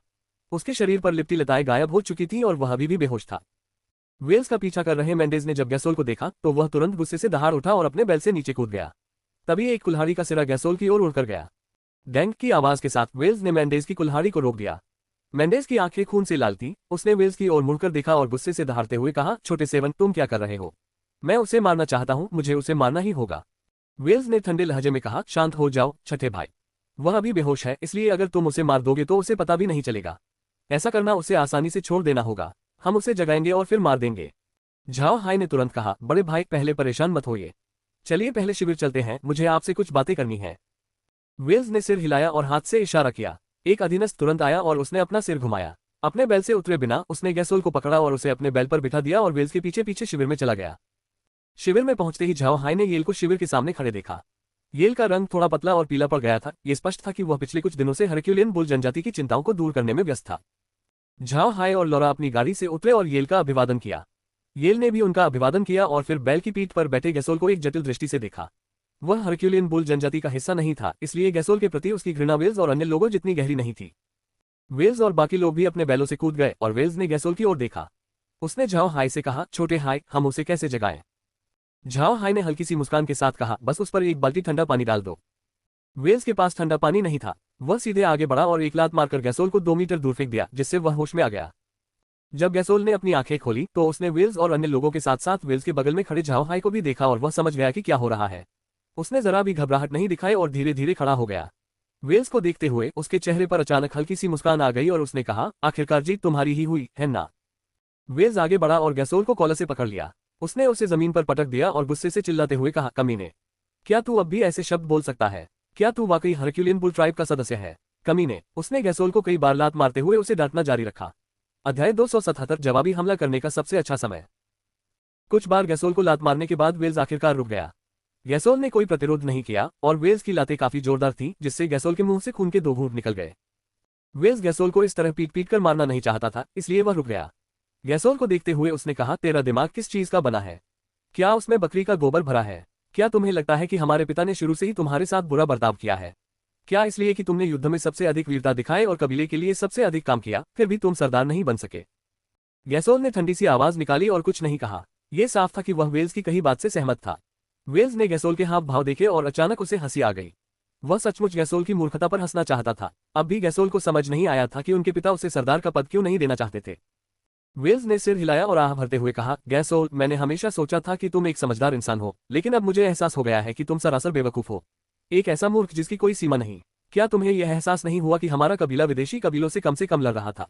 कुछ साल पहले पिताजी का भी यही विचार था। वे साबित करना चाहते थे कि हमारा शक्तिशाली बैल कबीला बैल प्रधान जातियों में सबसे श्रेष्ठ कबीला है, लेकिन फिर क्या हुआ? हमारे पिताजी ने पाया कि हर अभियान के बाद भले ही हमें कई गुलाम मिल जाते थे, हमारे अपने कबीले की ताकत धीरे धीरे कम होती जा रही थी और धीरे धीरे हमारे अधिकांश युवा मर रहे थे। लेकिन क्योंकि उन्होंने 1 साल तक लड़ाई न करने का फैसला किया, इसलिए हमारे कबीले के युवाओं की संख्या धीरे धीरे फिर से बढ़ने लगी। हमारे पिताजी ने यह महसूस किया और कोई भी सैन्य अभियान शुरू न करने का फैसला किया ताकि वे हमारे कबीले को अपनी ताकत फिर से बनाने का मौका दे सके। ये कहते ही उसने गैसोल के चेहरे के भाव बदलते देखे। आज उसने सब कुछ खुलकर कह देने का फैसला किया ताकि गैसोल को अब कभी भी अन्याय का एहसास न हो। उसने गहरी सांस ली और फिर कहा, फाइटिंग बुल जनजाति द्वारा हमारी जनजाति को दी जा रही धमकी के बारे में जानने के बाद हमारे पिता ने विदेशी सैनिकों की संख्या कम कर दी और वेस्ट वंडरकिंग का समर्थन करना शुरू कर दिया, जिससे फाइटिंग बुल जनजाति के सरदार की दुश्मनी चल रही है। अगर वेस्ट वंडरकिंग विद्रोह कर देता है तो फाइटिंग बुल जनजाति कमजोर पड़ जाएगी। हमारे पिता के समर्थन के बिना आपको क्या लगता है कि वेस्ट वंडरकिंग इतने लंबे समय तक फाइटिंग बुल जनजाति के खिलाफ लड़ने के लिए किस पर निर्भर रहेगा? गैसोल का चेहरा और भी बिगड़ गया। वेल्स ने उसे जो कुछ भी बताया था वह उसे बिल्कुल समझ नहीं आया था और वह हमेशा सोचता रहा था कि उसके पिता फाइटिंग बुल जनजाति के सरदार के बजाय वेस्ट वंडरकिंग के इतने करीब क्यों थे। इसी कारण उसने फाइटिंग बुल जनजाति के सरदार के खिलाफ अन्याय का आवाज उठाई थी। ये कहा जा सकता है कि फाइटिंग बुल जनजाति के इतनी जल्दी उभरने में उनके समर्थन का भी अहम योगदान था। वेल्स ने गैसोल के चेहरे के भाव देखे और ठंडी सी आवाज में कहा, क्या अब तुम्हें अपने फैसले पर पछतावा हो रहा है? तुम समझ नहीं पाए कि हमारे पिता ने पश्चिमी राजा का साथ क्यों दिया और बैल जनजाति के नेता का रियल समर्थन क्यों किया? तुम बस कुछ तारीफों से पूरी तरह मूर्ख बन गए। क्या मजाक है? क्या सिर्फ इसी एक बात के आधार पर तुम बैल जनजाति के सरदार बनने के लायक हो? अफसोस, वाकई बहुत अफसोस। पिता बहुत नर्म दिल थे और उन्होंने तुम्हारी सैन्य शक्ति को सीमित नहीं किया, वरना बैल जनजाति आज इस हालत में नहीं होती। गैसोल झट से उठा और बोला, बकवास, ये सब बकवास है, सब झूठ है। पिताजी ने कभी ऐसा सोचा ही नहीं था और यह सब तुमने ही गढ़ा है। वेल्स ने गुस्से से घुरघुराते हुए कहा, तुम्हें पहले से ही पता है कि मैंने ये सब मनगढ़ंत कहानी बनाई है या नहीं? उस पद सरदार की गद्दी पर बैठने के लिए तुम पागल हो गए और यहाँ तक कि हमारे पिता की हत्या करने की हिम्मत भी की। अब तो तुमने अपने ही कबीले को गहरे विनाश के गड्ढे में धकेल दिया है। मैं देखूंगा कि मरने के बाद जब तुम राक्षस देवता को देखोगे तो तुम्हारा चेहरा कैसा होगा। सभी पशुमानवों का मानना था कि मरने के बाद उनकी मुलाकात पशु देवता से होगी। पशु देवता उनके जीवन भर के कर्मों का अवलोकन करेंगे और ये तय करेंगे कि अगले जन्म में वे पशुमानव बनेंगे या केवल एक पशु। जब गैसोल ने वेल्स को ये कहते सुना तो उसका चेहरा एकदम पीला पड़ गया। वह पहले से ही टूटने की कगार पर था, लेकिन अब वह लगातार बुदबुदाते हुए जमीन पर गिर पड़ा। ये झूठ है, ये सब झूठ है। वेल्स ने गैसोल के हाव भाव को देखा, फिर उसने अपना सिर घुमाकर अपने रक्षकों की ओर देखा और कहा, सफेद झंडा तैयार करो भाई सिक्स्थ, अब तुम्हारी बारी है। सफेद झंडा बीस्टमैन की एक परंपरा थी। इसका इस्तेमाल मृत गद्दारों को लपेटने के लिए किया जाता था। बीस्टमैन में एक किंवदंती प्रचलित थी कि बीस्ट गॉड को सफेद रंग से सबसे अधिक घृणा थी, इसलिए मरने के समय सफेद रंग में लिपटे हुए किसी भी व्यक्ति को बीस्ट गॉड द्वारा बीस्टकिन में बदल दिया जाता था। इसी कारण से बीस्टमैन अपने गद्दारों को इस तरह से मारते थे। वे चाहते थे कि वे अगले जन्म में जानवर बन जाएं ताकि वे इस जीवन में किए गए कर्ज का प्रायश्चित कर सकें। जैसे ही पहरेदारों ने वेल्स को सफेद झंडा तैयार करने के लिए कहते सुना, वे तुरंत समझ गए कि उसका क्या मतलब है। वे झट से झंडा तैयार करने के लिए दौड़ पड़े। तभी मेंडेज ने अपनी विशाल कुल्हाड़ी उठा ली। इस समय मेंडेज के मन में गैसोल के लिए जरा भी दया नहीं थी। भला दया कैसे हो सकती थी? उसके सामने खड़ा यही आदमी उसके पिता और भाइयों की मौत का कारण बना था और उसी की वजह से उन्होंने वो डेरा भी खो दिया था जहां हरक्यूलियन बुल जनजाति हजारों सालों से बसी हुई थी। इस समय मेंडेज की इच्छा थी कि वह गैसोल की खाल उतार दे, तो भला दया कैसे हो सकती थी? इस बीच गैसोल की जीने की इच्छा पूरी तरह खत्म हो चुकी थी। वह सिकुड़कर एक गेंद की तरह हो गया। उसे अपने आसपास क्या हो रहा है इसकी कोई समझ नहीं थी। जब मेंडेज ने उसे उठाया तो उसने कोई प्रतिक्रिया नहीं दी। कुछ ही देर में सफेद कपड़े का एक टुकड़ा तैयार किया गया और मेंडेज ने उसे ओढ़ लिया। कुल्हाड़ी के एक ही वार से गैसोल का सिर धड़ से अलग हो गया। उसे पलटवार करने का जरा भी मौका नहीं मिला। गैसोल की मृत्यु के बाद पहरेदारों ने उसके शरीर को सफेद कपड़े में लपेट दिया, जबकि मेंडेज ने अपने हाथों में पकड़ी विशाल कुल्हाड़ी को दूर फेंक दिया और फूट फूट कर रोने लगा। वेल्स ने एक गहरी आह भरी। उसकी आंखें भी थोड़ी नम थीं और वह गहरे दुख से भर गया था। गैसोल के हाथों हरक्यूलियन बुल जनजाति का इस कदर विनाश हो चुका था कि अगर वे अब अपना मुख्य शिविर भी वापस पाले तो भी पशु मानवों के बीच उनकी प्रतिष्ठा में भारी गिरावट आ जाएगी। यह एक ऐसी बुरी खबर थी जो इससे बदतर नहीं हो सकती थी। गैसोल के शव को साफ करते देख वेल्स ने आह भरी और हाथ से इशारा करते हुए कहा, इसे दफनाने के लिए कोई जगह ढूंढो। पहरेदार शव को ले गए। वेल्स को ऐसा लगा जैसे उसके शरीर की सारी ताकत खत्म हो गई हो। वह लड़खड़ाते हुए अपने तंबू में लौटा और चांदी के शराब के जग से बड़े बड़े घूंट पी गया। हालांकि उसने अपना बदला ले लिया था, फिर भी उसे जरा भी खुशी नहीं हुई। इसके विपरीत वह गहरे दुखी था। उसके दिल का दुख उसे पागल करने की कगार पर पहुंचा रहा था। येल और झाओ हाई ने भी वेल्स की भावनाओं में अस्थिरता देखी और जल्दी से उसके पीछे तंबू में चले गए। वेल्स को देखकर येल ने गहरी आह भरी। वह जानता था कि वेल्स इन दिनों बहुत तनाव में था। हरक्यूलियन बुल जनजाति उसके लिए एक चट्टान की तरह थी जो उसे लगातार दबा रही थी। हालांकि उसने अपना बदला ले लिया था, फिर भी उसे इस प्रक्रिया में अपने ही भाई को मारना पड़ा। वेल्स एक बहुत ही दयालु और नेक इंसान था, इसलिए येल जानता था कि इस समय उसके दिल में बहुत बेचैनी हो रही होगी। झाओ हाई को समझ नहीं आ रहा था कि वे वेल्स से इस समय कैसे बात करें। उन्होंने पहले कभी ऐसा कुछ नहीं झेला था, इसलिए इस समय उनकी कोई भी बात बेतुकी लगती। झाओ हाई ने कुछ नहीं कहा और बस एक गहरी सांस ली। वे उसके बगल में बैठ गए और अपने लिए एक कप दूध की शराब डालने के लिए एक और चांदी का जग उठाया। एक घूंट पीने के बाद उन्होंने येल की ओर मुड़कर कहा, श्रीमान येल, कृपया बैठिए, मुझे आपसे कुछ बात करनी है। येल्स ने एक बार वेल्स की ओर देखा, फिर सिर हिलाकर कहा, ठीक है, आगे बढ़ो। झाओ हाई ने कहा, मैंने गैसोल को लाजहॉर्न रेजिंग बुल जनजाति के इलाके में लूटपाट करते हुए देखा। उसने लगभग सभी युवकों को मार डाला था और कुछ ले जा रहा था। पश्चिमी राजा के इलाके में जाना चाहता था। मैंने उसके सभी गार्डों को मार डाला, लेकिन कृपया निश्चिंत रहे कि मैंने उन सभी को दफना दिया है। ये सुनिश्चित करने के लिए कि यह गुमशुदगी की खबर न फैले, मैंने लोगों को भेजकर लाजहॉर्न रेजिंग बुल जनजाति के सभी लोगों को दूसरी जगह ले आया हूं और वे अब कभी भी बेलसिर वाली जातियों के इलाके में नहीं आएंगे। येल को पहले तो झाओ हाई की बात समझ नहीं आई, लेकिन थोड़ी देर सोचने के बाद उसे तुरंत समझ आ गया। उसने कृतज्ञता भरे भाव से झाओ हाई की ओर देखते हुए कहा, धन्यवाद छोटे हाई। अगर तुम न होते तो हरक्यूलिस बुल जनजाति को शासक जाति का स्थान पुनः प्राप्त करने का अवसर न मिलता। जी हाँ नन्हे हाई, मैं तुम्हारा बड़ा भाई सचमुच तुम्हारा शुक्रिया अदा करता हूँ। अगर तुम न होते तो हरक्यूलियन बुल ट्राइब का तो सफाया ही हो गया होता। इस समय वेल्स ने अपना शराब का घड़ा छोड़ दिया था और उसने कृतज्ञता भरे भाव से झाओ हाई की ओर देखा। मेंडेस भी अभी अभी प्रवेश द्वार से अंदर आया था।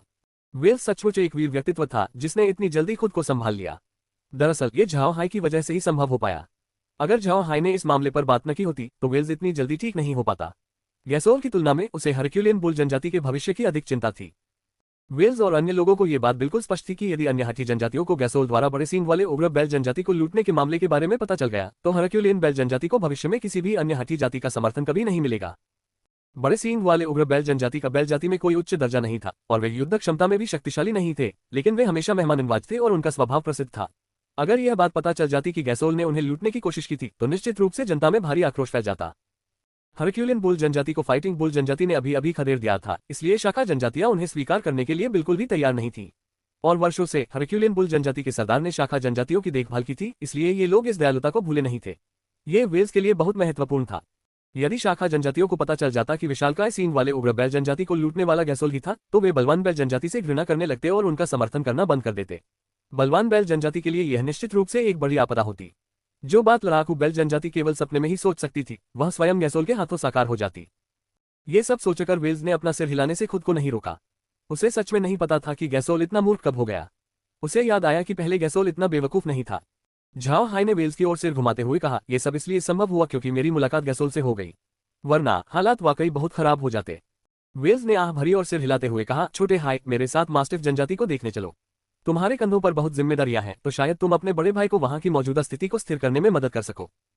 झाओ हाई चौंक गया। उसने वेल्स की ओर देखा और कहा, बड़े भाई, क्या आप सच कह रहे हैं?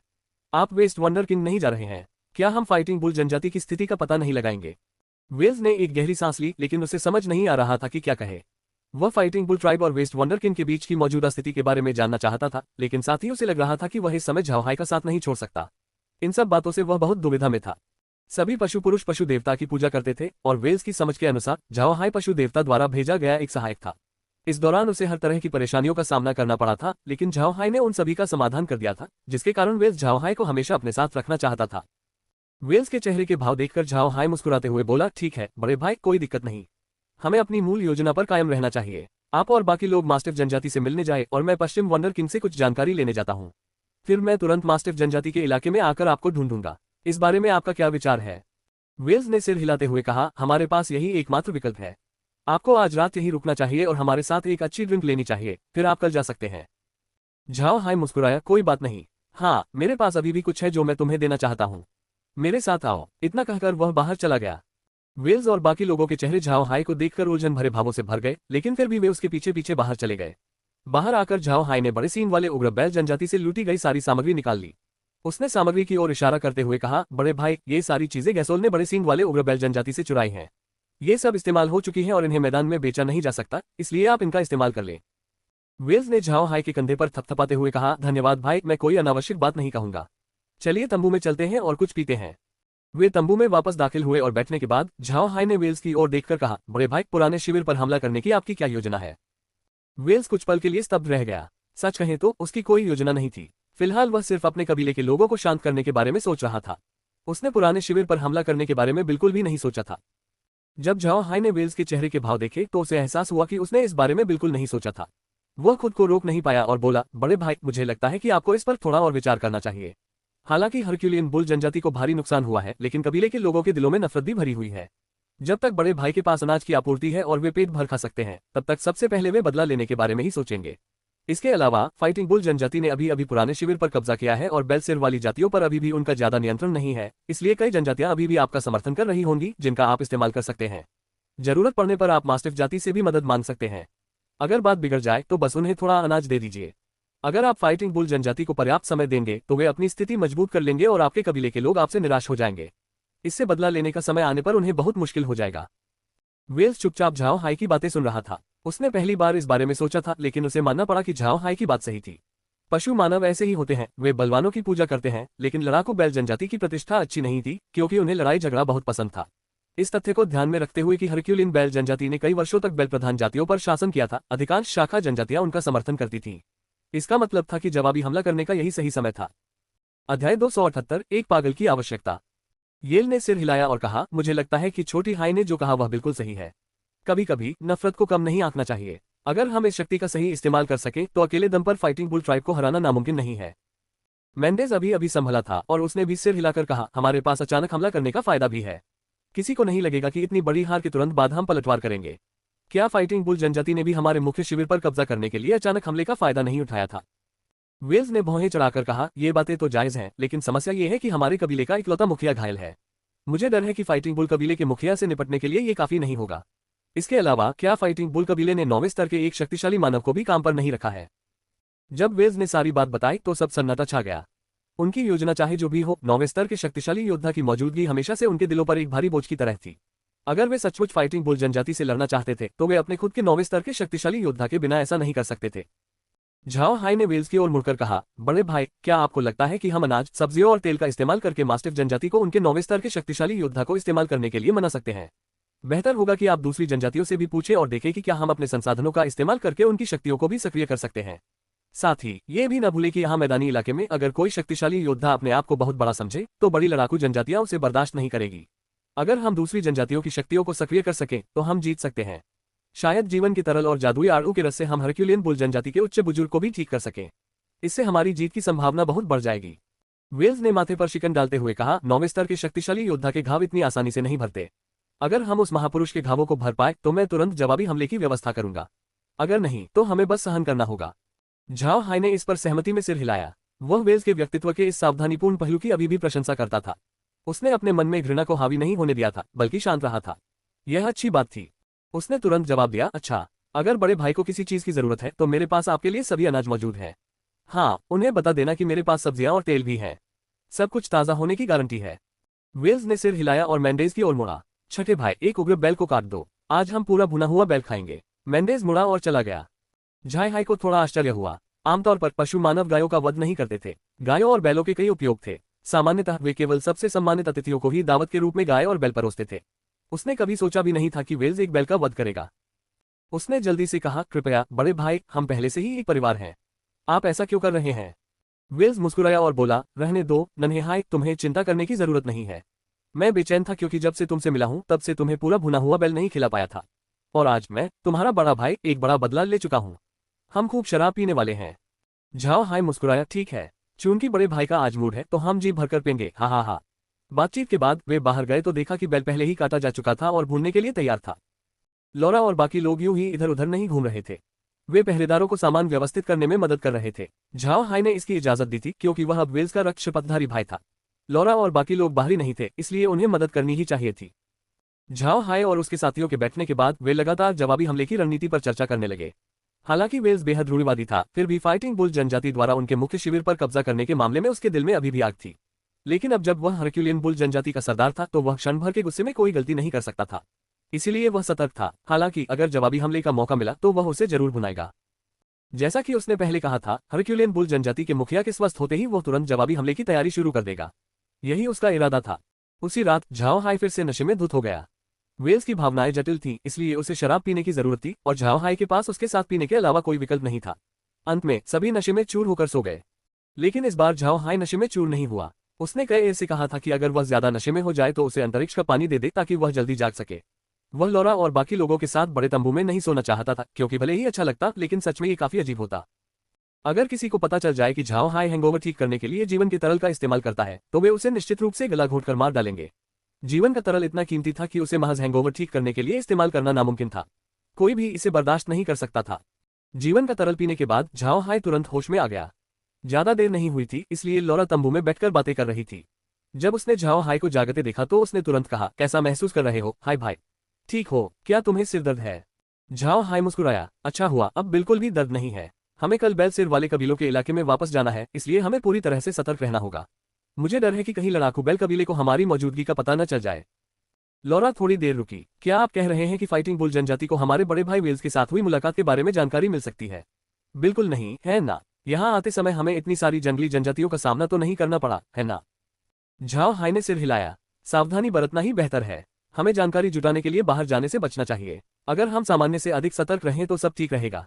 सक्रिय रूप से जानकारी न जुटाएं, इससे संदेह पैदा हो सकता है। लौरा और बाकी सब ने सिर हिलाया। फिर झाओ हाई वेल्स के शिविर की ओर मुड़ा और आह भरते हुए बोला, इस बार हरक्यूलियन बुल जनजाति को बहुत बड़ा झटका लगा है। भले ही वे अपना मुख्य शिविर वापस पा लें, लेकिन उन्हें जो अपमान सहना पड़ा है वह उनके इतिहास में हमेशा के लिए दर्ज हो जाएगा। एक ऐसा दाग जिसे मिटाया नहीं जा सकता। सबसे महत्वपूर्ण बात यह है कि उनका मुख्य शिविर छीन लिया गया है। यह उनकी सत्ता के लिए एक घातक प्रहार है। भविष्य में हरक्यूलियन बुल जनजाति के लिए बैल प्रधान जनजातियों पर फिर से शासन करना संभव नहीं होगा। निश्चित रूप से और भी कई चुनौती देने वाले सामने आएंगे। लौरा कभी उच्च वर्ग का हिस्सा थी, इसलिए स्वाभाविक रूप से वह इस तर्क को समझती थी। उस समय जब उस पर हमला हुआ था, मैगेडेल परिवार तुरंत उसका कारोबार हथियाना चाहता था। उसके कई कर्मचारी विश्वासघात करने की सोच रहे थे, इसलिए घटना के बाद उसने बेरहमी से कर्मचारियों को निकाल दिया। उसकी इसी कठोर नीति के कारण वह मैगेडेल परिवार से पूरी तरह स्वतंत्र हो सकी। जब लौरा ने झाओ हाई की बात सुनी तो वह सहमति में सिर हिलाए बिना नहीं रह सकी। हाँ, इस घटना से सबसे ज्यादा चोट हरक्यूलियन बुल जनजाति के अधिकार को लगी है। उनके लिए बैल प्रधान जनजातियों पर फिर से शासन करना दिन प्रतिदिन कठिन होता जाएगा। झाओ हाई ने सिर हिलाया और ठंडी निगाहों से घूरते हुए कहा, अगर मैं वेल्स का बड़ा भाई होता तो मैं पूरी जनजाति के साथ जोरदार जवाबी हमला करता ताकि मुख्य शिविर को जल्द से जल्द वापस ले लिया जा सके और फाइटिंग बुल जनजाति के सभी सदस्यों का संहार कर दिया जाए। हमें फाइटिंग बुल जनजाति के सभी सदस्यों का सफाया करना होगा। ऐसा इसलिए करना होगा ताकि हम अन्य जनजातियों को हतोत्साहित कर सके और हमारे खिलाफ साजिश रचने वाले किसी भी व्यक्ति में भय पैदा कर सके। आपको ये समझना होगा कि इस दुनिया में सबसे खूंखार व्यक्ति वह विशेषज्ञ नहीं होता जो अपने नुकसान और लाभ का हिसाब रखता है, बल्कि वह सनकी होता है जिसे इसकी परवाह नहीं होती। और इस समय हरक्यूलियन बुल जनजाति को इसी की जरूरत है। लौरा ने माथे पर शिकन डालते हुए कहा, लेकिन क्या इससे हरक्यूलियन बुल जनजाति के लिए और अधिक समस्याएं पैदा नहीं होंगी? वे बैल के सिर वाली जनजातियों पर फिर से शासन कैसे करेंगे? झाओ हाई मुस्कुराया, कोई भी दूसरी जनजाति हरक्यूलियन बुल जनजाति से जान की बाजी लगाकर लड़ने की हिम्मत नहीं करेगी। अगर वे हरक्यूलियन बुल जनजाति को हरा भी दें तो क्या वे उसके बाद सिंहासन पर अपना कब्जा बनाए रख पाएंगे? एक बार हरक्यूलियन बुल जनजाति इस तरह से सिंहासन वापस ले ले तो उन्हें आसानी से हटाना किसी के लिए भी संभव नहीं होगा। अगर वे उसके बाद शांतिपूर्वक अपना जीवन यापन कर ले तो भविष्य में कोई समस्या नहीं होगी। लौरा ने सिर हिलाया। कभी कभी किसी कबीले को यही करना पड़ता है। शांति के लंबे दौर को कायम रखने के लिए क्षणिक उत्पात का सहारा लेना पड़ता है। यह अत्यंत आवश्यक था। झाओ हाई ने आह भरी, छोड़ो भी, मैं तो हरक्यूलियन बुल जनजाति का सरदार भी नहीं हूँ। अब इस बारे में बात करने का कोई फायदा नहीं। काफी देर हो चुकी है, चलो सो जाते हैं। कल हमें जल्दी करनी होगी। अगली सुबह झाओ हाई ने वेल्स को अलविदा कहा और पश्चिम वंडरकिन के क्षेत्र की ओर चल पड़ा। यह स्पष्ट था कि पश्चिम वंडरकिन की गतिविधियां अब और भी महत्वपूर्ण हो गई थीं। यदि वह वेल्स का समर्थन करता तो फाइटिंग बुल ट्राइब के विरुद्ध वेल्स की जीत की संभावना बढ़ जाती। बेशक ये तभी संभव था जब वे स्थिति को नियंत्रण में रख सके। वेल्स एक और फाइटिंग बुल ट्राइब का सरदार नहीं बनाना चाहता था। झाओ हाई अब पश्चिम वंडरकिन के बारे में जानने के लिए उत्सुक हो गया था। उसे लगा कि पश्चिम वंडरकिन कोई असाधारण प्रतिभा का धनी होगा। पश्चिम वंडरकिन का युद्ध फाइटिंग बुल जनजाति के सरदार से चल रहा था जो उसे हरा नहीं पाया था। हरक्यूलियन बुल जनजाति के समर्थन से उसने फाइटिंग बुल जनजाति को तोड़ डाला था। वह कोई साधारण व्यक्ति नहीं था। झाओ हाई वास्तव में जानना चाहता था कि ऐसा व्यक्ति कौन हो सकता है जो इतने बड़े कारनामे कर सकता है। वर्तमान स्थान से पश्चिम वंडरकिन के मुख्य शिविर तक पहुंचने में लगभग 10 दिन लगेंगे। रास्ते में उन्हें कई छोटे छोटे पशु मानव कबीलों का भी सामना करना पड़ेगा जिनसे झाओ हाई को अब कोई लेना देना नहीं था। उसे गति बढ़ानी थी, इसलिए उसने अपने रथ पर बड़े पेट वाले सुअर कबीले और बड़े सींग वाले ओग्र बैल कबीले के मित्रता के झंडे लगाए और सीधे पश्चिम वंडरकिन के मुख्य शिविर की ओर चल पड़ा। रास्ते में झाओ हाई का समूह ज्यादातर समय या तो अंतरिक्ष में या लौह पर्वत किले में बिताता था। अब जब स्कूल शुरू हो चुका था तो ये काफी कारगर लग रहा था।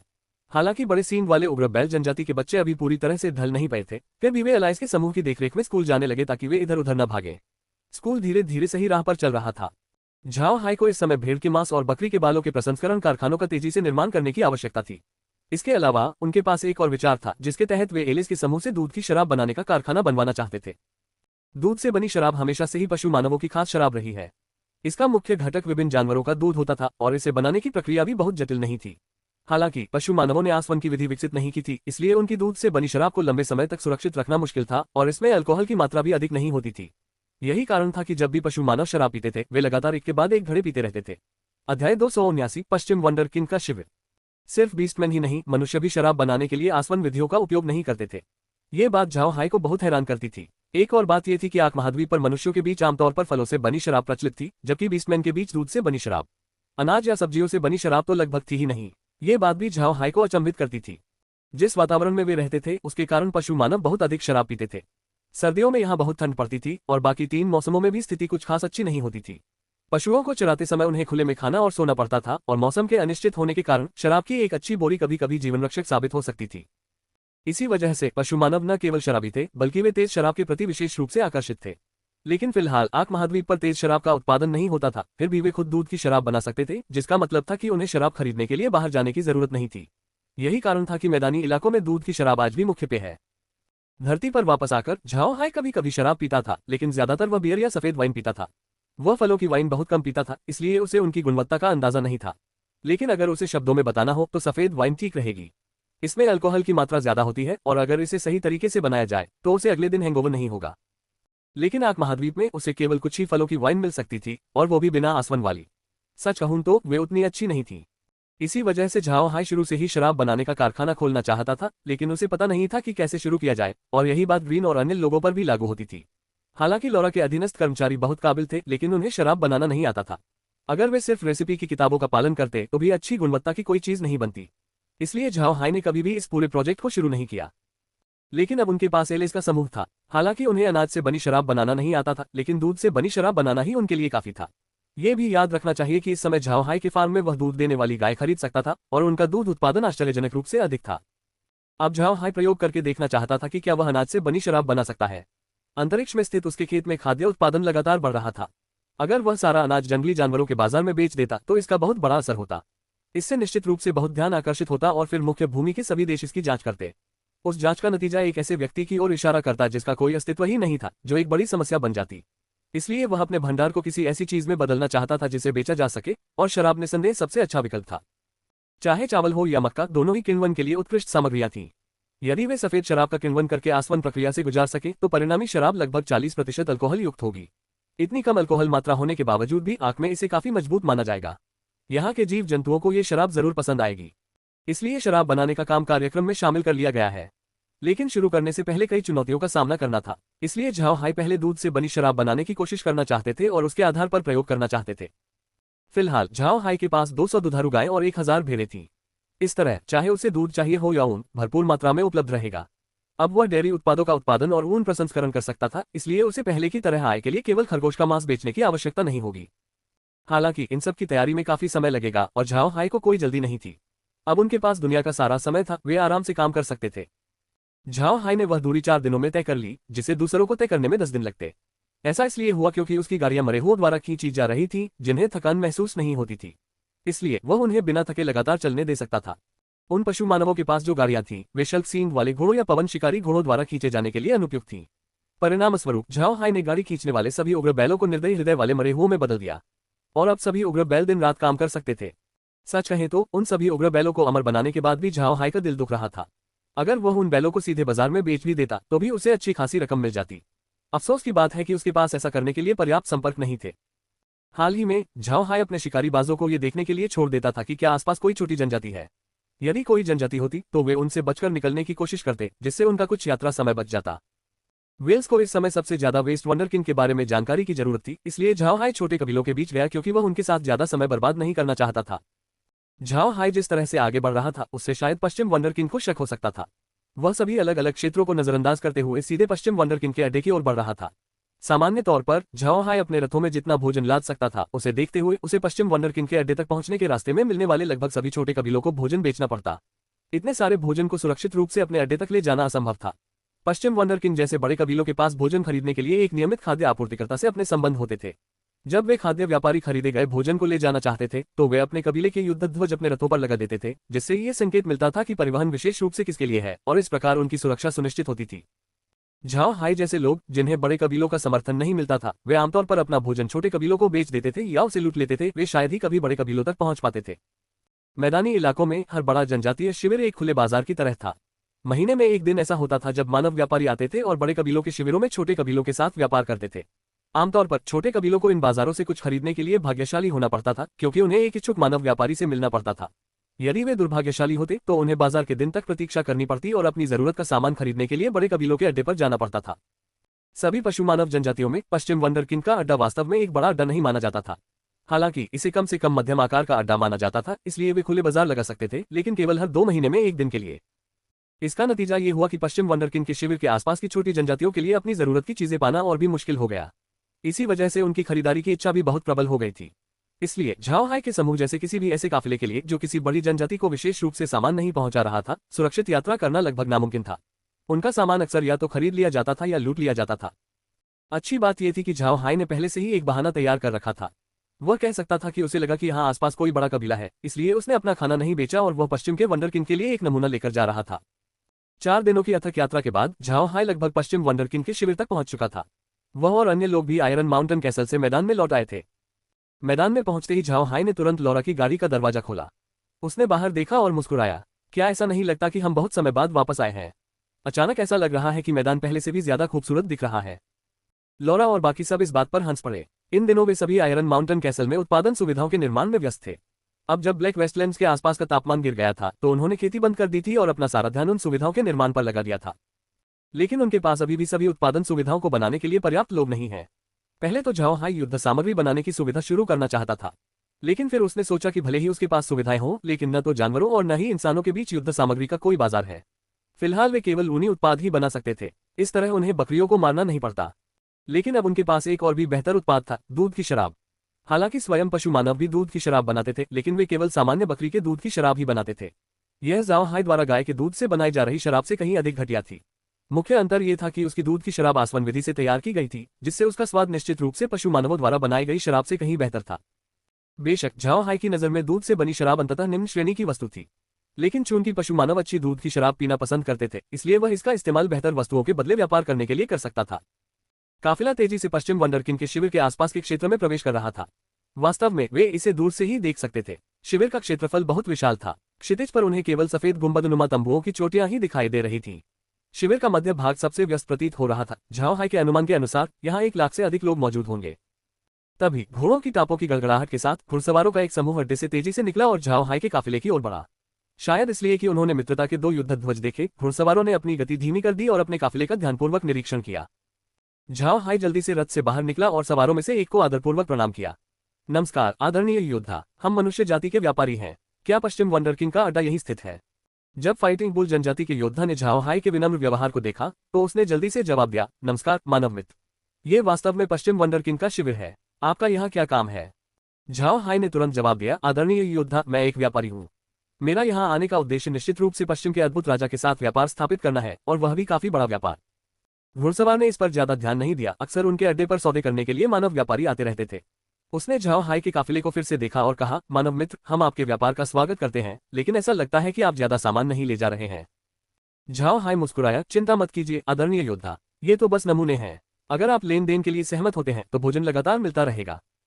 घुड़सवार ने सिर हिलाया, ठीक है मेरे मित्र, कृपया मेरे पीछे आइए। फिर वह झाओ हाई को शिविर के अंदर ले गया। संदेह से बचने के लिए झाओ हाई ने सभी सींगों वाले उग्र बैलों को पहले ही हटा दिया था। इस समय उसके काफिले में कोई भी मृत प्राणी नहीं था, वे आम इंसानी व्यापारियों के समूह जैसे ही दिख रहे थे। झाओ हाई घुड़सवार के पीछे पीछे शिविर में गया और तुरंत ही उसने पाया कि यह स्थान छोटी जनजातियों से बिल्कुल अलग था। यह सिर्फ आकार का मामला नहीं था, बड़ी जनजातियों में शिविर तो बड़े ही होते हैं। झाओ हाई ने जो अंतर देखा वह यहाँ के लोगों के रवैये में था। अध्याय 280 निगरानी। झाओ हाई का कई बार छोटे बीस्टमैन कबीलों से सामना हुआ है, लेकिन वेस्ट वंडरकिन जैसे बड़े कबीले के साथ यह उसका पहला सामना होगा। जब वह छोटी जनजातियों से मिलता था तो वे एक मानव व्यापारी से मिलकर बहुत उत्साहित हो जाते थे। उदाहरण के लिए स्पीयर की शीप हैमर जनजाति को ले, क्योंकि झाओ हाई उन्हें कम कीमत पर अनाज बेचने को तैयार था, इसलिए वे खुशी खुशी उसके पास गए और उसे अपनी मित्रता का झंडा भेंट कर दिया। लेकिन पश्चिम वंडरकिन के शिविर में ऐसा दृश्य नहीं था। झाओ हाई के आगमन पर उन्होंने आश्चर्य का कोई भाव नहीं दिखाया। यहाँ तक कि कबीले के बच्चे भी उसके पास आकर उसे घेरने नहीं आए। इसके बजाय झाओ हाई ने कुछ लोगों की आंखों में तिरस्कार की झलक देखी। झाओ हाई कुछ पल के लिए खाली निगाहों से देखता रहा, फिर उसे एहसास हुआ कि इन जानवरों जैसे लोगों के उन्हें नीचा दिखाने का कारण यह है कि उनके कारवां का आकार और माल बहुत कम है, लगभग 200,000 जिन अधिकतम और 200,000 जिन इस तरह के एक बड़े कबीले के संदर्भ में आपूर्ति के रूप में वास्तव में बहुत कम है। झाओ हाई को इससे कोई आपत्ति नहीं थी। कुछ पशु मानव घुड़सवारों के साथ उसे शिविर के एक कोने की ओर ले जाया गया जहां आश्चर्यजनक रूप से एक तंबू स्थित था। इसके अलावा आसपास का क्षेत्र अन्य पशु मानवों से रहित प्रतीत होता था। पशु मानवों की घुड़सवार सेना का नेता एक गाय पर सवार होकर झाओ हाई के सामने पहुंचा और दृढ़ स्वर में बोला, मनुष्य मित्र, आप यहाँ अस्थायी रूप से रह सकते हैं। ये तंबू विशेष रूप से मानव आगंतुकों के रहने के लिए बनाया गया है। आप तुरंत अंदर जा सकते हैं। यदि आपको किसी चीज की आवश्यकता हो तो आप आसपास के अन्य लोगों से भी पूछ सकते हैं। स्वाभाविक रूप से आपको बदले में कुछ भेंट करना होगा। बहुत बहुत धन्यवाद बहादुर योद्धा, क्या मैं आपका नाम पूछ सकता हूँ? झाओ हाई को थोड़ा अच्छा लगा क्योंकि उसने कभी उम्मीद नहीं की थी कि पश्चिम वंडरकिन का शिविर रहने की व्यवस्था करेगा। गाय पर सवार उस राक्षस ने मुस्कुराते हुए कहा, मेरा नाम बीटा है, आप मुझे बीटा कह सकते हैं। झाओ हाई मुस्कुराया और जल्दी से बोला, अच्छा भाई बेटा, मैंने एक छोटा सा उपहार तैयार किया है, कृपया स्वीकार करें। अगर आपके पास समय हो तो कृपया एक उपहार पश्चिम वंडरकिन को भी भेज दे, मुझे उनसे एक महत्वपूर्ण बात करनी है। इतना कहते हुए उसने हाथ हिलाया और लौरा ने तुरंत शराब की एक बोतल ले ली। जाहिर है यह कोई साधारण शराब नहीं थी, बल्कि असली मानव फल की शराब थी। बीटा एक पल के लिए स्तब्ध रह गया, फिर हंसते हुए झाओ हाई के हाथ से शराब ले ली।